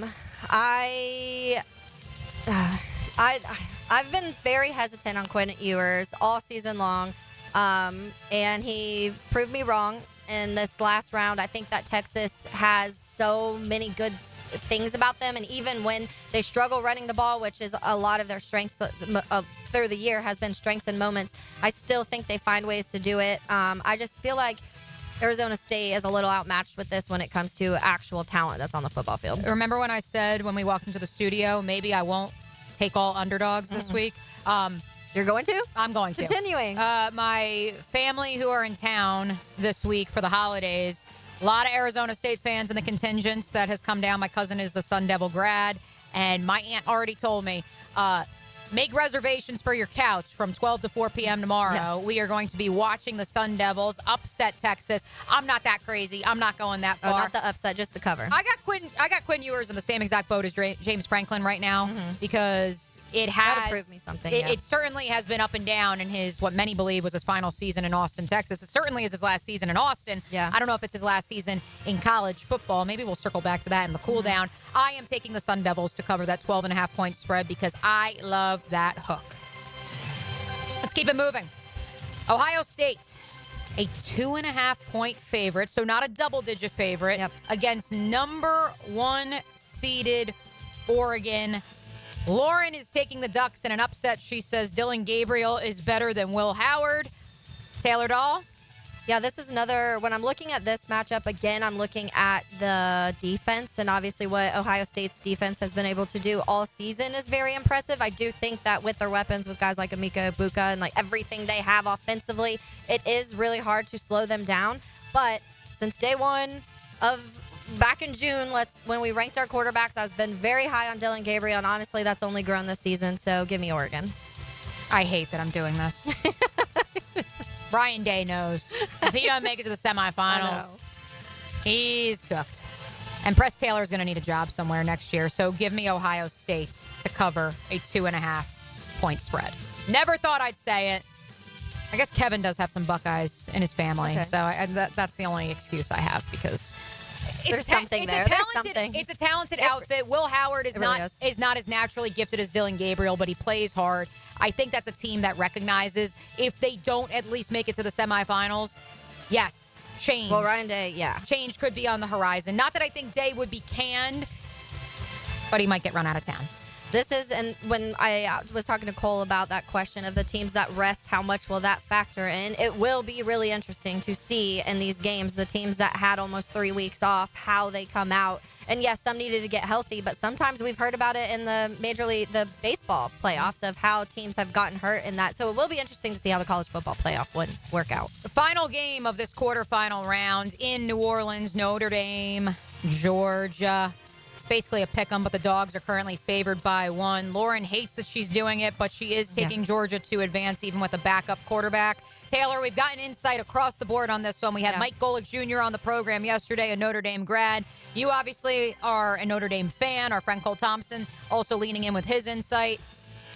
Are you rolling with the Irish? Yeah, I'm going to. I'm terrified. I think especially we've talked about the big loss of Riley Mills and how much that affects some things. We heard Golick talk about yesterday about Howard Cross and how well they've kind of them playing by each other has helped so much, but he does have confidence in the depth of Notre Dame and what Al Golden's been able to build on that side of the ball. Xavier Watts has been just unstoppable, and there's been a lot of injuries all season that they've been able to kind of rally through. Riley Leonard is playing some of his best football these last few games that he's played, and he's really able to use his legs. Georgia has struggled against running quarterbacks throughout this season, and I think that between that and Jeremiah Love and Price, it will be hard to kind of match that in addition to Riley's arm when he does need to use it. So I'm going to say Notre Dame, please. I know there's a ton of Dogs fans. I have to make this score graphic after the game, so make me happy. I know there's a ton of Dog fans here in Duval that are making their way to the Big Easy for this one. Yeah, it'll be definitely a fun one. I picked Georgia to win the whole thing in the preseason back in August. That, of course, was before the Carson Beck injury. Part of me wants to ride with Marcus Freeman and this Notre Dame squad. And then there's part of me that worries. I know. That they are a younger outfit. And this is a Georgia team that has been here before. Yep. I'm not as confident that the Dogs get it done and they actually win the entire college football playoff.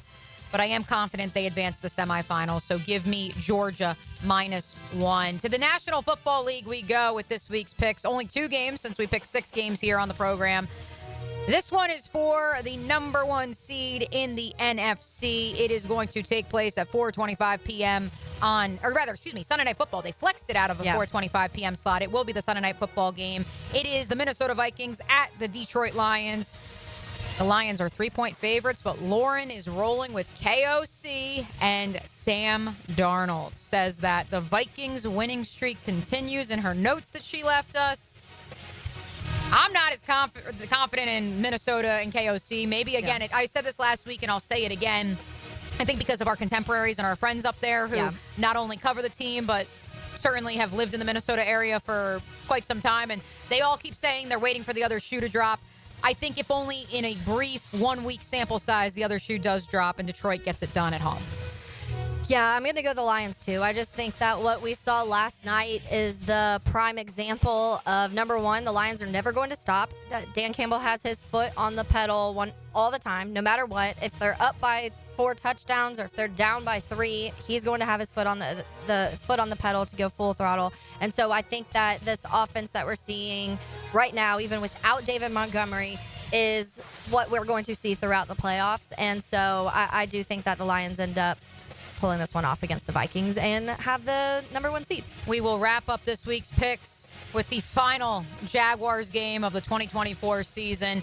The Big Cats are 5-point underdogs traveling to Indianapolis. You all know that Lauren Brooks was going to pick the hometown Big Cats. She has the Jaguars covering a 5-point spread. She says Josh Hines-Allen is going to get 3 sacks and the Jags cover. So I guess she's not picking them outright, but she does have the boys from Duval going up to Indianapolis and covering a pretty sizable spread, one of the bigger ones of Week 18.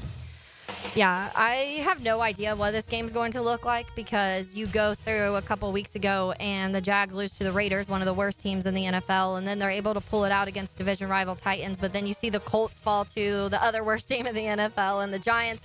These are both two teams that are one who has a better record in the Colts, obviously, but Anthony Richardson banged up. There's a lot of pieces kind of that I think aren't meshing well right now, and I do think that Mac Jones, Parker Washington, BTJ have kind of found this rhythm a little bit, just enough to at least cover. I don't know if they'll win, but I do think I am picking the Jags. All right, so Taylor is taking the Jags to cover, not necessarily win outright.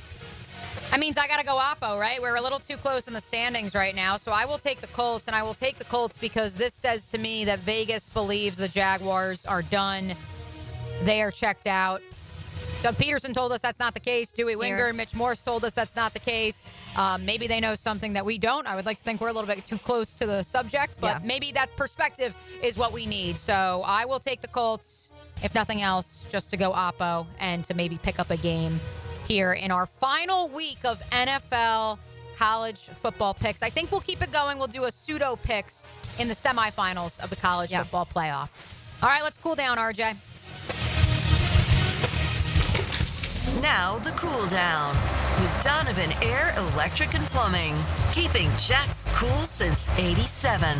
Since I mentioned it and we didn't get to it on today's program, I do want to make note of the report from On3 Sports, Peter Nakos, that tampering is at an all-time high with Texas quarterback Quinn Ewers. Ewers reportedly has received a $6 million offer to return to college football and enter the transfer portal. Obviously, he will be the starting quarterback, or at least that's the expectation, when they face the Arizona State Sun Devils tomorrow at 1 p.m.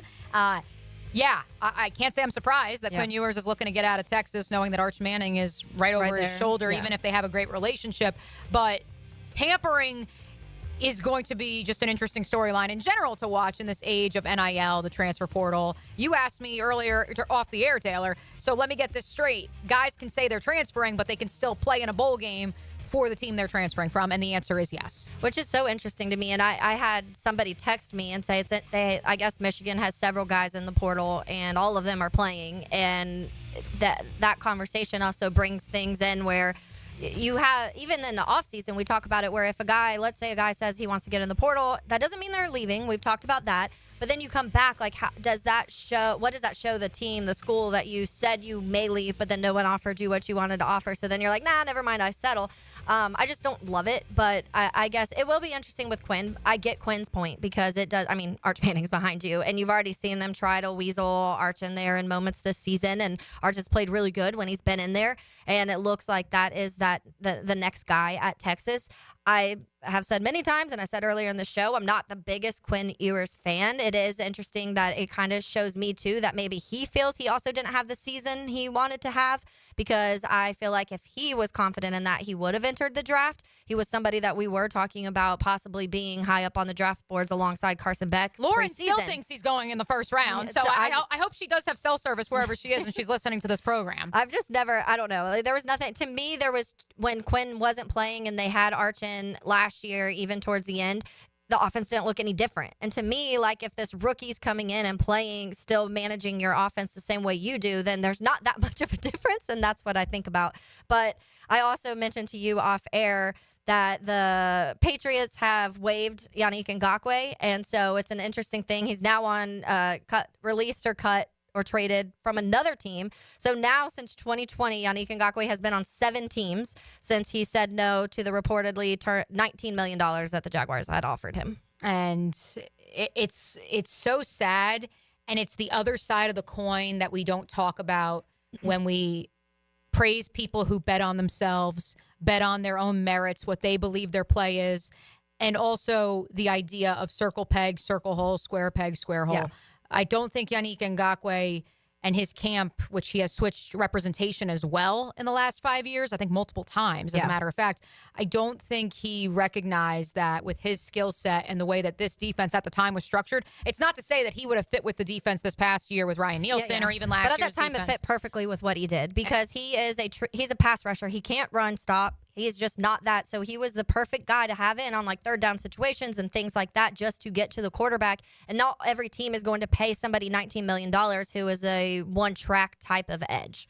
Our thanks to our friends of the program, Cole Thompson of the Texans Wire and SEC Unfiltered. Our thanks to Angela Moryan of Wish TV for hanging out with us on this epic, cool Heating and Air Tuesday. We told you it would be epic. It was indeed. Our state of the AFC South and final program of the 2024 calendar year. Happy New Year, everybody. Happy New Year. We are off tomorrow for the vacationing Lauren Brooks, for producer extraordinaire RJ Saunders, and for Taylor Dahl. I am Mia O'Brien. XL Primetime comes up next. We also don't have a program on Thursday, Taylor, due to Jaguars programming, so we will catch you on Friday.